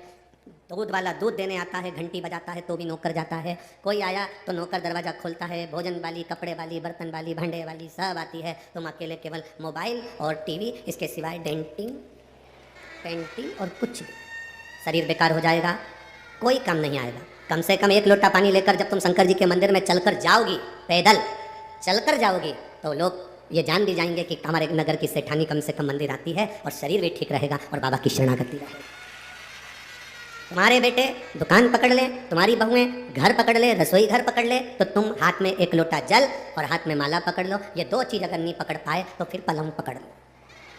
फिर डॉक्टर क्या कहेगा, पलंग पकड़ लिया, थायराइड गड़बड़ हो गया, शुगर ऊंची नीची हो रही, बीपी ऊंचा नीचा हो रहा, घुटने दुख रहे, कमर में गैप आ गया, न जाने कितनी कितनी बीमारियां मनुष्य को घेरती चली जाती है। उसका कारण इतना सा है कि तुमने सही समय पर माला नहीं पकड़ी, तुमने सही समय पर पानी का लोटा नहीं पकड़ा, तुमने सही समय पर शिव महापुराण नहीं पकड़ी, तुमने सही समय पर बाबा का नाम नहीं पकड़ा, इसलिए फिर बाद में पलंग पकड़ना पड़ा। पलंग पकड़ो, उससे पहले माला पकड़ो। पर कई लोगों की आदत रहती है, जब तक पलंग नहीं पकड़ते तब तक माला भी नहीं पकड़ते। डॉक्टर ने कहा थोड़ा घूमा करो, कितना घूमती हो, जाया करो घूमने, बीमारी बढ़ रही है। अब घूमने जा रही है, डॉक्टर कहा तब घूमी, पहले घूम लेती ना। पलंग पकड़ा तब माला पकड़ी तो मतलब कुछ नहीं है। एक उम्र होती है, उस उम्र में एक मोड़ आता है और उस मोड़ में सावधानी की जरूरत होती है। बचपन और बुढ़ापे के बीच का जो मोड़ है, कई लोग कहते हैं जवानी में तो घुमा फिरा जाता है, कमाया जाता है, घड़ी में तो धंधा पानी देखा जाता है, भगवान का कोई भजन करा जाता है, ये मोड़ है जिंदगी का। अब तुम्हारे यहाँ शादी में मोड़ बनता है कि नहीं बनता वो हमको नहीं मालूम। हमारे यहाँ तो जो शादी होती है तो दूल्हा को भी एक यहाँ पर मोड़ बांधते हैं और दुल्हन को भी एक यहाँ पे मोड़ बांधते हैं। तुम्हारे यहाँ बांधते हैं? अरे बोलो तो जम के बांधते हैं ना मोड़। मोड़ क्यों बांधते हैं? और मोड़ बांधते हैं तो मोड़ बांधने का कारण केवल इतना है कि अब तो ये मोड़ तेरे सर पर बांधा गया है, बहू के सिर पर मोड़ बांधा गया है। मोड़ बांधने का मतलब ये है कि अब तुम्हारी लाइफ में, तुम्हारी जिंदगी में एक मोड़ आने वाला है, उस मोड़ में सावधान रहना, नहीं तो जिंदगी नर्क हो जाएगी, इसलिए मोड़ बांधा जाता है। जैसे ही आप यहाँ से जाओ, नासिक से जाओगे, अगर आप सीहोर के लिए जाओगे तो बीच में बहुत सारे मोड़ पड़ेंगे, तो लिखा रहता है मोड़ है सावधान। कहीं कहीं लिखा रहता अंधा मोड़ है सावधान। बोलो पढ़ा कि नहीं पढ़ा तुम लोगों ने? पढ़ा? मोड़ सावधान हो जाओ, ब्रेक हाथ में रखो, गियर का ध्यान रखो, गाड़ी की स्पीड कम करो, मोड़ है, मोड़ पर ध्यान रखना पड़ता है। उसी तरह बचपन में इतना ध्यान रखने की जरूरत नहीं, बुढ़ापे में इतना ध्यान रखने की जरूरत नहीं। जब बचपन धीरे धीरे निकल रहा हो और आप थोड़े से बड़े होते चले जा रहे हैं, तब तुम्हारी जिंदगी में मोड़ आएगा। उस मोड़ में तुम गुटखा, तंबाकू, सिगरेट, बीड़ी और गलत गलत मदिरा की बोतल नहीं, हाथ में एक लोटा जल पकड़ना, वो मोड़ तुम्हारी जिंदगी का सुख देगा। लाइफ में मोड़ आता है, जिंदगी में मोड़ आता है। ऐसा कोई व्यक्ति नहीं जिसकी जिंदगी में मोड़ नहीं आया। जब रोड पर मोड़ आता है तो मोड़ आएगा, शादी हुई तो मोड़ बन दिया कि मोड़ आएगा। जिंदगी में कोई अपशब्द कहे, ताना दे, गाली दे, तुम बहू बनकर जा रही हो, ध्यान रखना, मोड़ बंदा है, जिंदगी में मोड़ आएगा। कोई ताना भी दे तो बिल्कुल सहन लेना, कोई अपशब्द भी कहे तो सह लेना, कोई आड़ा टेढ़ा बोले तो सह लेना, कहीं इधर उधर भटकना मती। आज देव उठनी एकादशी है, बेल भाजी आंवला, उठो देव सांवरा। देवता उठेंगे, तुम्हारे यहाँ के भी देवता बहुत सारे उठेंगे और बहुत शादियाँ होंगी, बहुत शादियाँ, विवाह चालू आज से हो जाए।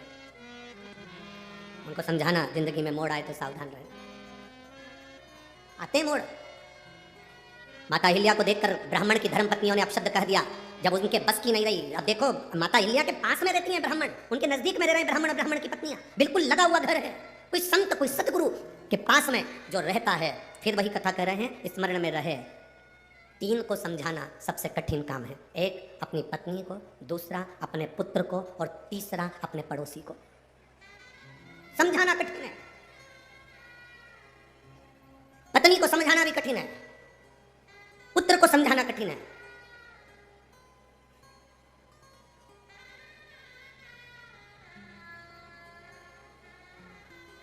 और पड़ोसी को समझाना कठिन, बहुत कठिन काम।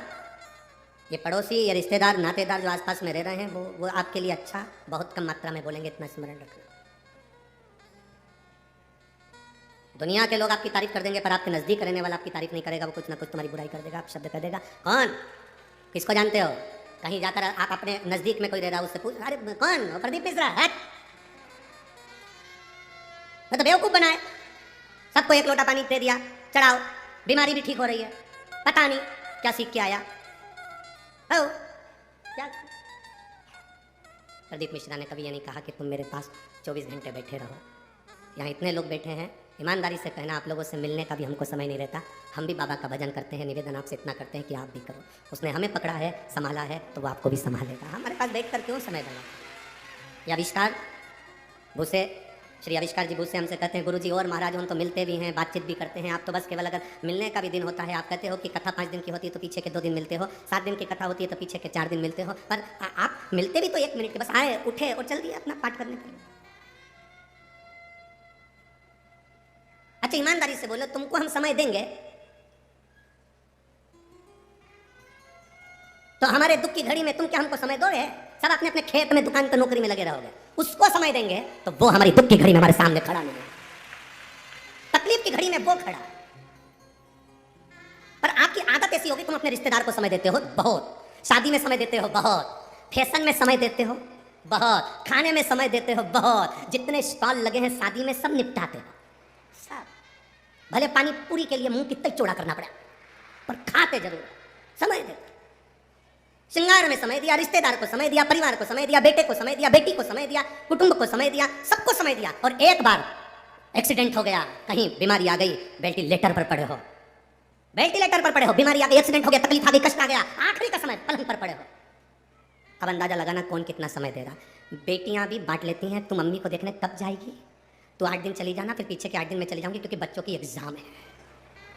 भैया, बड़े भैया को कहा तुम चले जा, छोटे ने कहा कि एक काम करना, 8 दिन मैं हॉस्पिटल में रह लूंगा, 8 दिन तुम रह लेना। जिसको तुमने समय दिया पूरी जिंदगी, पड़ोसियों को समय दिया, वो कौन से हॉस्पिटल में बैठ गए? जिस जिसको समय दिया आजमा कर देखना, तुम पर जब दुख आता है, उस दुख की घड़ी में जितने रिश्तेदार सब मुंह मोड़ कर बैठ जाते हैं। और जिसको तुमने समय नहीं दिया, मेरे देव अधिदेव महादेव को, मेरे शिव को, मेरे बाबा को, जिसको तुमने समय नहीं दिया, केवल एक जरा सा समय दिया था, 1 लोटा जल चढ़ाना है। अपने नासिक में शिवपुराण की कथा हुई, जैसे भिंड में होने जा रही है 28 तारीख से, फिर जलगांव में होने जा रही है 5 तारीख से। ऐसे तुम अपने नजदीक में अगर शिवपुराण हो रही है, अपने नजदीक में शिवालय है जहां तुम अपना समय दे रहे हो, ये समय तुम अपनी डायरी में लिख कर जरूर रखना कि मैं 1 घंटे पहले कथा में पहुंची थी, वहां पहुंचकर मैंने श्री शिवाय नमस्तुभ्यम का जप किया, प्यासे को पानी पिलाया, घर से 4 रोटी बना कर ले गई थी, अचार का फिंगर बनाकर, पुंगा बनाकर, गुट्टा बनाकर अपनी अपनी पड़ोसन को दे दिया, तो मैं खाया, पानी पिया, उसका पुण्य मेरे खाते में है। मैंने बाबा को समय दिया, बाबा ने मेरी दुख की घड़ी में आखिरी में डॉक्टर कह देता है मेरे बस की बात नहीं है, मेरे हाथ में नहीं है। डॉक्टर जब कह दे कि अब तेरे हाथ में नहीं है, अब उसके हाथ में है, मतलब समझ लेना अब उसने आपको अलग से समय दिया और थोड़े बहुत भी ठीक हो गए तो समझ लेना उसने आकर संभाल लिया था, समय दे दिया था, समय दिया उसने। एक व्यक्ति मिलिट्री में सर्विस करता,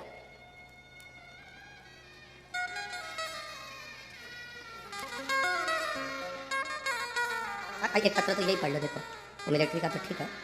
मैं चित्रा ईश्वर परदेसी, रहने वाली हूँ कालाराम मंदिर के पास, पंचवटी, नासिक। कहीं बैठी हैं हाथ उठा सकती हैं या स्वयं खड़ी हो जाए। अगर कहीं बैठी हो तो खड़ी हो या हाथ हिलाएं। मैं कहीं बैठी हो तो हाथ हिला सकती हूँ, कहीं पर बैठी हो तो अपना हाथ हिला सकते हैं। मैं चित्रा ईश्वर परदेसी, रहने वाली कालाराम मंदिर के पास, पंचवटी, नासिक। मेरा मोबाइल नंबर ये है। आप लोग टीवी स्क्रीन पर, आस्था चैनल पर या एलईडी पर इस पत्र को हमारे साथ में पढ़ सकते हैं। हम जितने पत्र पढ़ते हैं आप सबको पढ़ सकते हैं हमारे साथ। योगेश परदेसी, इसकी किसी बीमारी के कारण किडनी फेल हो गई, किडनी फेल हुई, उसे अस्पताल में भर्ती कराया तो डॉक्टर ने उसकी किडनी बदलने का बोला। हमने, मेरे पति ईश्वर परदेसी अपनी किडनी देने को तैयार हो गए, उसकी जांच हो गई और किडनी देने की तारीख आ गई। इसमें हमारी जिंदगी बहुत कष्टमय से गुजर रही थी गुरुदेव। तब हमारे पहचान वालों ने, आप पत्र में पढ़ रहे होंगे, हमारे पहचान वालों ने कहा टीवी पर शिव महापुराण की कथा चल रही है, वो कथा सुनकर शंकर भगवान को 1 लोटा जल डालना, समर्पित करना प्रारंभ करा और शिव जी का चढ़ा हुआ जल अपने बेटे को पिलाना प्रारंभ करा। बेटे की किडनी बदलना थी, उसके डायलिसिस होते थे, इतने डायलिसिस होते थे कि 2 दिन के अंदर डायलिसिस का क्रम चलता था। अब किडनी बदलने की तारीख आ गई, एक बार वापिस डॉक्टर के पास उनको ले जाया गया। डॉक्टर देखकर अचंभे में पड़ गया, आश्चर्य में पड़ गया कि इसकी किडनी ने काम करना प्रारंभ कर दिया और डायलिसिस भी बंद हो गया, दवाई भी नहीं खाई, डायलिसिस भी बंद हो गया और बाबा ने उसको संभाल लिया। दीदी ने एक लाइन बहुत अच्छी लिखी है, ओ भोला सब दुख रहा है कोई चिंता नहीं। ये शिव भक्ति। कौन आया उस समय पर? पिता अपनी किडनी देने को तैयार हो गया, माँ अपनी किडनी देने को तैयार हो गई, परिवार में टेंशन आकर खड़ा हो गया। डॉक्टर के हिसाब से बीमारी बड़ी थी, किडनी चेंज होना थी, पर बाबा पर भरोसा करा, आपने उसको समय दिया। ए मेरी नासिक की जीजियों और मेरे नासिक के जीजाओं, सावधानी रखना। आप अगर देवादिदेव महादेव को समय दे रहे हो, आप शंकर भगवान को समय दे रहे हो, शिव महापुराण में समय दे रहे हो, जाकर पंडाल में बैठकर कथा का रसतत्व ग्रहण कर रहे हो, टीवी पर, मोबाइल पर कथा को श्रवण कर रहे हो, आपने अपने कीमती समय में से थोड़ा सा समय अगर मेरे बाबा को दिया है तो ये निश्चित है अंत समय प्रभु वचन ऐसे चल रहे हो। जब आप भगवान के भरोसे रहते हो, उस पर सब कुछ छोड़ देते हो। एक पत्र में एक पुलिस, एक भाई मिलिट्री में जॉब करता था और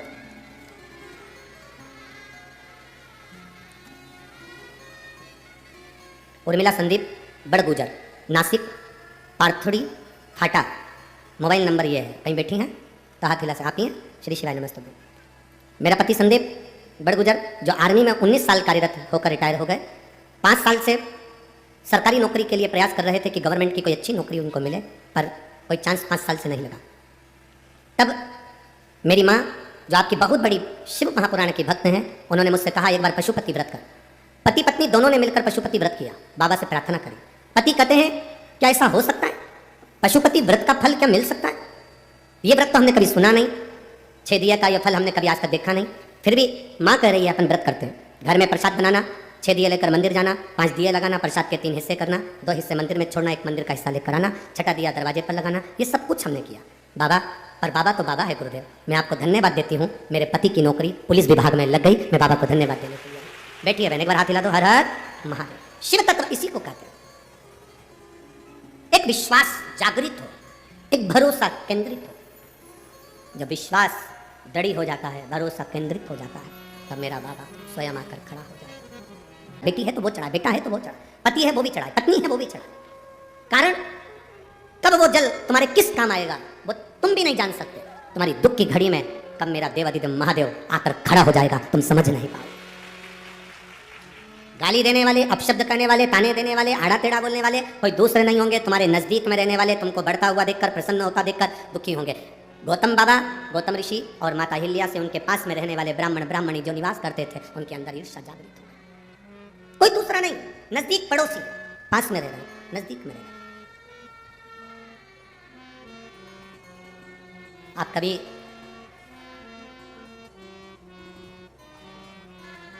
अब जब गौतम ऋषि के नजदीक में रहने वालों ने चाल चली, ब्राह्मणों ने अपने अपने पतियों से कहा कुछ भी हो जाए, ये गौतम ऋषि मेरी आंखों में, अहिल्या और गौतम ऋषि हमारी आंखों में खटक रहे हैं।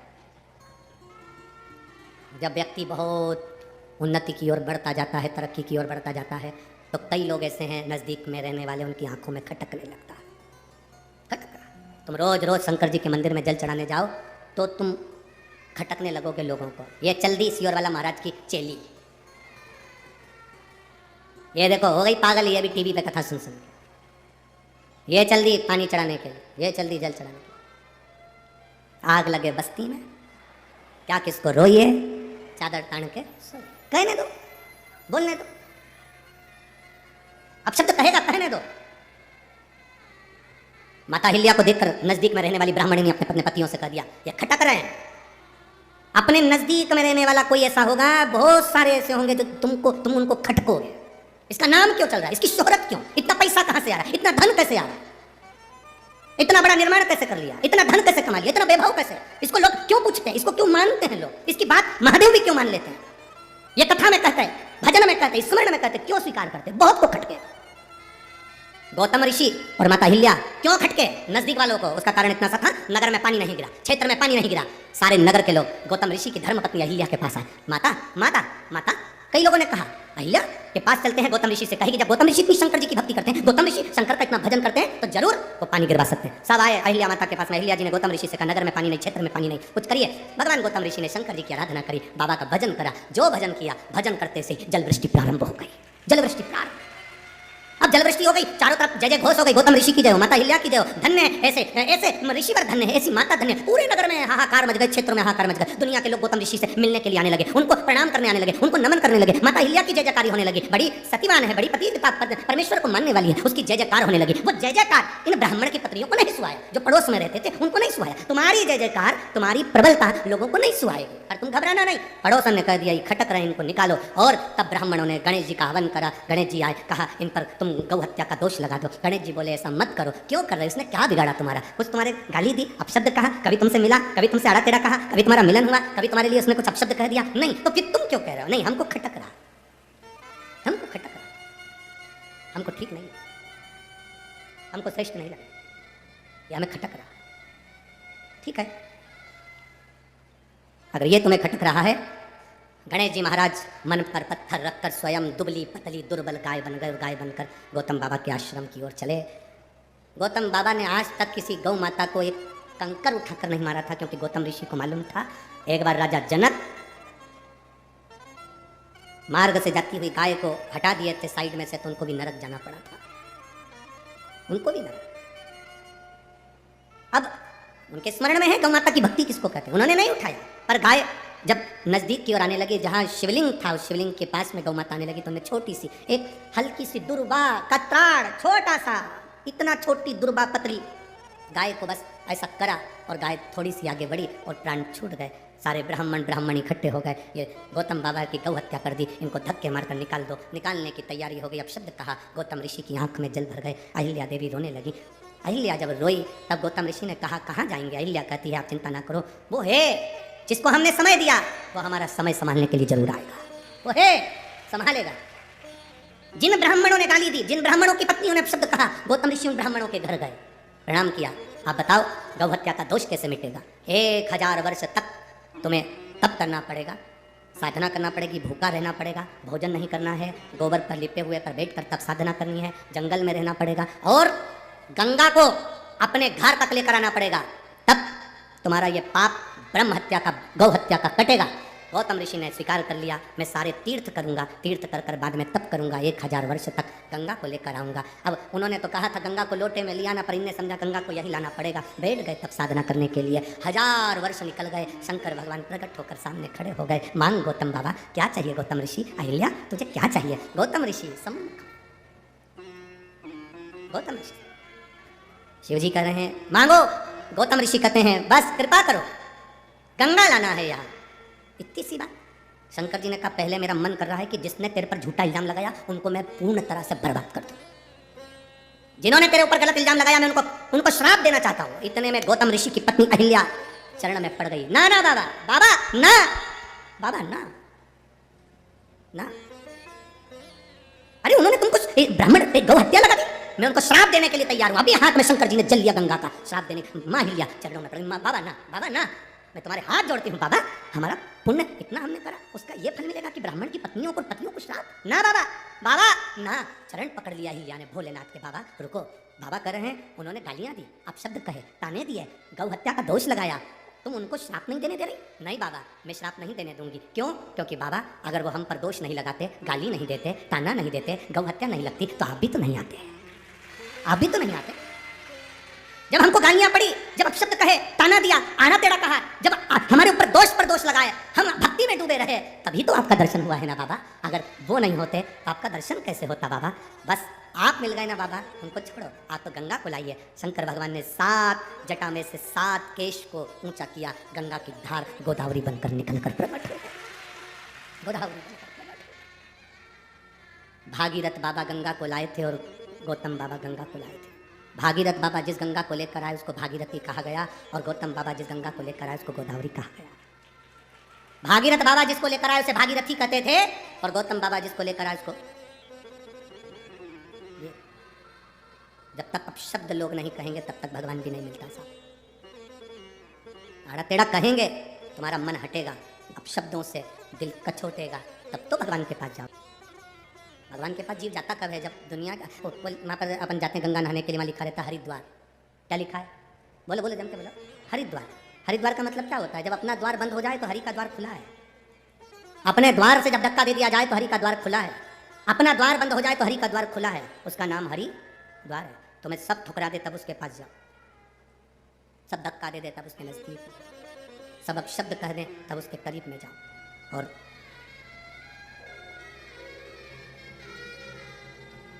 उसकी भक्ति में जितना रम सकते हो उतना रम। में त्र्यंबकेश्वर के रूप में विराजित है। सारे 12 ज्योतिर्लिंग में जितने भी 12 ज्योतिर्लिंग हैं, उन ज्योतिर्लिंगों में स्वयं शिव है, पर त्र्यंबकेश्वर की पवित्र भूमि पर ब्रह्मा, विष्णु और महेश तीनों। कितने किस्मत वाले हो जी आप लोग, आपके भाग्य की सराहना हो कि त्र्यंबकेश्वर की पवित्र भूमि के नजदीक में रह रहे हो। अपने अपने घर जाकर एक बार राइनोन से नजर उतरवा लेना, ये शिव की कृपा है, ये बाबा की करुणा है। आप अगर शंकर के नजदीक में हैं तो आप भाग्यशाली हैं। शिव के नजदीक में अगर आप हैं तो आप भाग्यशाली हैं। बाबा तो बाहर रहता है, उसका नियम है, नासिक यहाँ रह गया, त्र्यंबकेश्वर वहां रह गया, दूर है वो शहर से, एकांत। आप लोग अगर कुबेरेश्वर धाम आए होंगे तो आप लोगों ने दर्शन करा होगा, सी और 9-10 किलोमीटर उधर रह गया और कुबेरेश्वर बाबा इधर, कुबेर भंडारी इधर। आप में से कितने लोग हैं जो कुबेरेश्वर धाम कभी आए हो? आए हो सब लोग?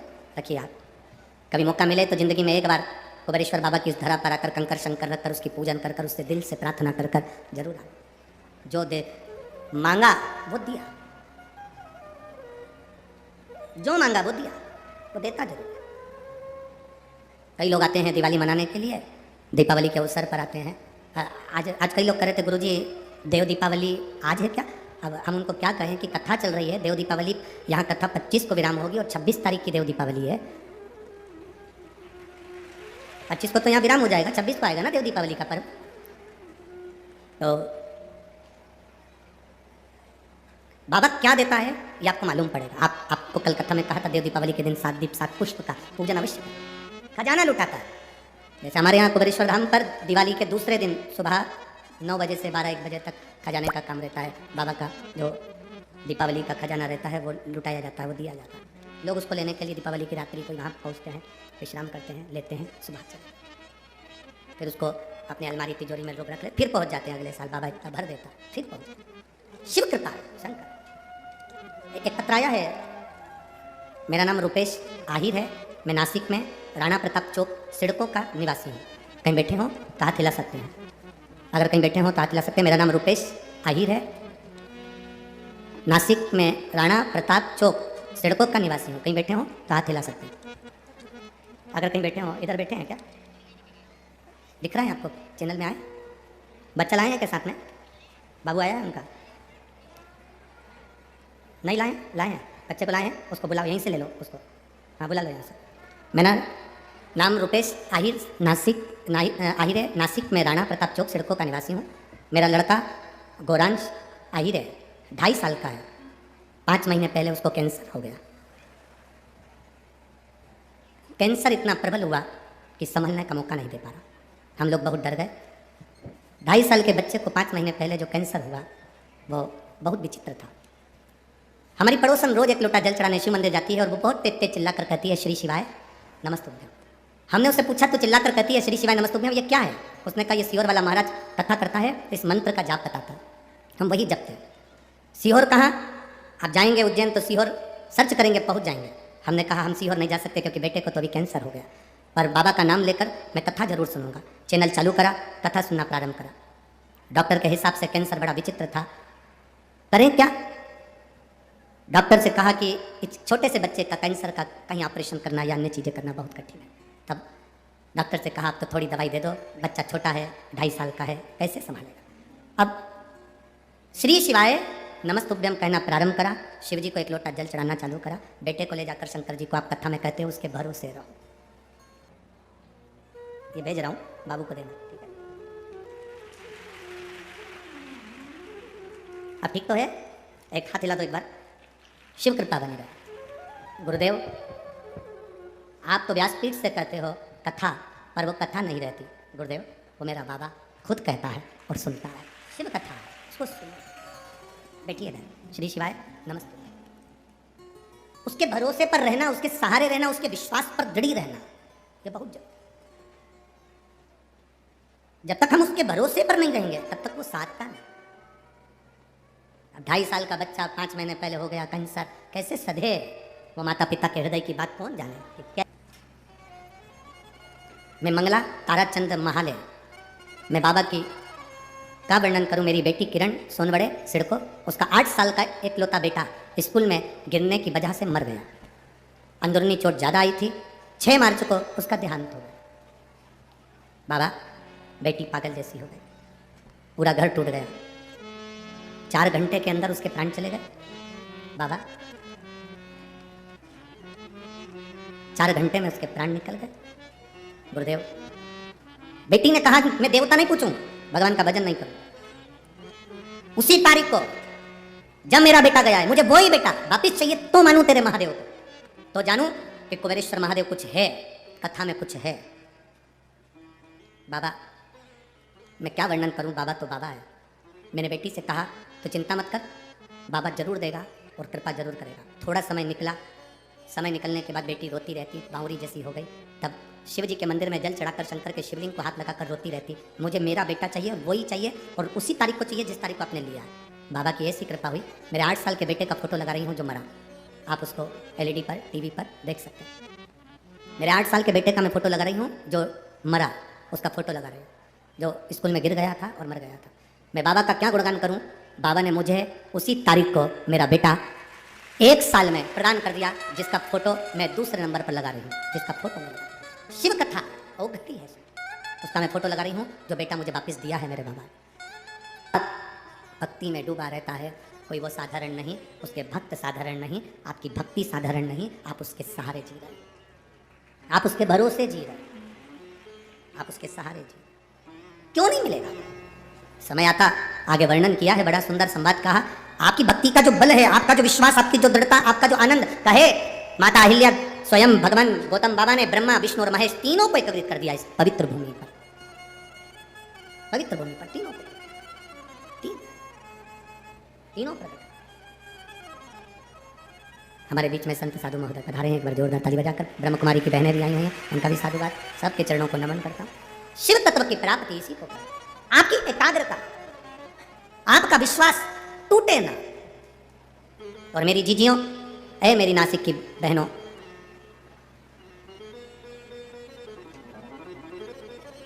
एक बात अपने जीवन में उतार कर रखना, और मेरे जितने नासिक के जीजा बैठे हुए हैं वो भी अपने भीतर उतारें, बेटियां बेटे भी अपनी ज़िंदगी में उतारें। आप कितने भी अप टू डेट बन जाओ, आप कितने भी विद्वान बन जाओ, आप कितनी भी पढ़ाई कर लो, कितने भी अफसर बन जाओ, पर इतना याद रखना कि अंत समय में, आखिरी में तुमने जितनी डिग्रियां प्राप्त करी है वो डिग्री काम नहीं आती। अंत समय में जो तुमने भजन करा है वो डिग्री काम आती है। तुम्हारे पास में कौन कौन सी डिग्री है वो तुम जानो, तुम कितने बड़े ओहदे पर बैठे हो वो तुम जानो, तुम्हारे पास में कितनी बड़ी पद है, कितनी बड़ी प्रतिष्ठा है वो तुम जानो। ये इंजीनियर की डिग्री और ये सारी डिग्रियां सीए की हो, डॉक्टर की हो, कलेक्टर की हो, एसपी की हो, कमिश्नर की हो, मंत्री की हो, संतरी की हो, कलंतरी की हो, ये सारी डिग्रियां केवल यहीं पृथ्वी पर चलती है। वहाँ तो एक डिग्री चलती है कि मुख से भगवान का भजन कितना किया है, परमार्थ का कार्य कितना किया है, भूखे को भोजन कितना कराया, प्यासे को पानी कितना पिलाया, वो डिग्री वहाँ चलती है। तुम साड़ी पहन रही हो, दूसरे से पूछोगे ना तो वो दिन भर तुमको साड़ी पहने हुए भी साड़ी में कहीं ना कहीं तुमको गलतियां दिखा देंगे। थोड़ा नीचे करो, हाँ पाँव में दबा के नीचे करो, हाँ। फिर किसी से पूछो, देखना ठीक लग रही हूँ ना, पीछे से थोड़ी सी नीची होगी, आगे से ऊंची होगी, नीचे करो, अब उधर से करी तो इधर से। फिर किसी से पूछो, अब ठीक है, पटली थोड़ी गड़बड़ है, अब इस अब ठीक लग रही। फिर किसी से पटली तो ठीक है, नीचे से जो लटकन आ रही है ना वो गड़बड़ है, उसको थोड़ी सी ऐसा खोल। फिर किसी से पूछो, पूरी अगर दूसरे से पूछोगे, 10 लोगों से पूछोगे तो कभी आप सफल नहीं हो सकते। अपना श्रृंगार करा है, कहीं किसी से मत पूछो, दर्पण के पास जाओ, कांच के सामने जाकर खड़े हो जाओ, कांच आपको बता देगा कि आप कैसे लग रहे हो। कांच के सामने जाओ, इनसे पूछोगे ना तो ये सब बताते रहेंगे, कोई कहेगा ये, कोई कहेगा वो, कोई कहेगा ऐसा, कोई कहेगा वैसा। आप जितने लोगों से आप योगी से पूछो तो वो कहेगा योग करो, पंडित जी से पूछोगे तो कहेगा भगवान को पाना है तो यज्ञ करो, योगी से पूछो तो कहेगा योग करो, भोगी से बोलोगे तो कहेगा भोग करो, साधु से पूछोगे तो कहेगा सब छोड़कर तीर्थ करो। सबसे पूछ रहे हो मैं कैसा लग रहा हूँ, मैं कैसी लग रही हूँ, शिव पुराण कहती है किसी से मत पूछो, दर्पण है शिव महापुराण की कथा, कांच है शिव पुराण की कथा। एक बार सामने जाकर बैठ जाओ, तुम्हारा मन करे पानी का लोटा उठाओ, मंदिर पहुंच जाओ, श्री शिवाय नमस्तुभ्यम मुख से 11 बार 21 बार प्रतिदिन निकालो, प्रतिदिन। दर्पण है शिव पुराण।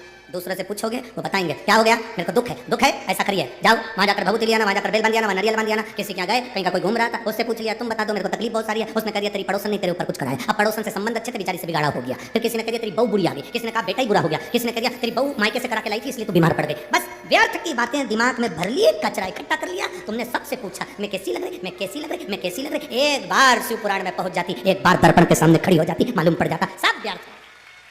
ये सारा ढोंग प्रपंच कहीं नहीं। कोई कहे तुमसे कि किसी ने तुम्हारे ऊपर कुछ कर दिया, किसी ने कह दिया तुम्हारे ऊपर तुम्हारी बहू ने कुछ कर दिया, किसी ने कह दिया सास ने कुछ कर दिया, किसी ने कहा मेरी दुकान उसने बंद कर दी, किसी ने कहा उसने बंद कर दिया। अगर ये तंत्र मंत्र काम करते होते तो दुनिया के लोग सबसे पहले वो दिल्ली में बैठा। तुम्हारी तो छोटी सी दुकान है, बड़ी बड़ी कंपनी के मालिकों पे नहीं करते लोग, इतना पैसा करोड़ों का धन वैभव सब कुछ है ना, किसी की सामर्थ्यता नहीं आपके भाग्य के आगे। जो दुख लिखा है तो दुख भोगना पड़ेगा, सुख लिखा है तो सुख भोगना पड़ेगा। और इतना याद रखना, दुख की घड़ी में अगर तुम दर्पण के सामने खड़े हो, तैयार होते समय दर्पण के सामने खड़े हो, दर्पण सब सत्य बता देगा। दुख की घड़ी में शिव महापुराण की कथा में बैठ गए, शंकर के दरवाजे खड़े हो गए तो वो दुख काट देगा, कोई नहीं काटेगा, केवल एक शिव भगवान ओघड़दानी तुम्हारी तकलीफ काट देगा। आखिरी में मिलना भी किससे, उसी से तो जाकर मिलना है। प्राण छूटने के बाद तुम में से कितने लोग हैं जो कहीं और लेकर जाते होंगे? हमको तो नहीं लगता, मरने के बाद सब लोगों को शमशान लेकर जाते हैं। नासिक में और कहीं ले जाते हो 5 स्टार होटल में तो बात दूसरी। तुम्हारे यहाँ मरने के बाद लोगों को अगर कहीं क्लब मिलब में ले जाते हो तो बात दूसरी। वाटर पार्क मरने वाले को लेकर जाते हैं, अरे बोलो तो जमते नहीं। हो सकता है नासिक की मेथड अलग हो, डिजाइन अलग हो, कि यहाँ मरने वाले को हमारे यहाँ हम 5 स्टार होटल में लेके पहले उनको सुला देते हैं, फिर सब पार्टी मनाते हैं, इसके बाद उनको आखिरी में तुम कहीं 5 स्टार ले जाओ, सुपर स्टार ले जाओ, चाहे ट्विंकल स्टार, तुम्हारी मर्जी पड़े जाने जाओ, पर आखिरी में मुर्दे को तो शमशान ले जाना ही पड़ेगा। और शमशान में कोई दूसरा मिलने वाला नहीं। जिसको श्राप लगा था दक्ष प्रजापति का, शिव तुझे श्राप देता हूँ तो शमशान में निवास करेगा। शंकर भगवान कहते हैं मुझे कहीं जाना ही नहीं पड़ेगा, आखिरी में सब मुझसे मिलने ही आ जाएंगे। क्या करूँगा, क्या करूँ? पार्वती जी ने शिव जी से एक बार कहा था, देखो प्रभु सब इधर उधर जाते हैं, लक्ष्मी जी भी जाती है, सरस्वती भी जाती है, इंद्राणी भी जाती है,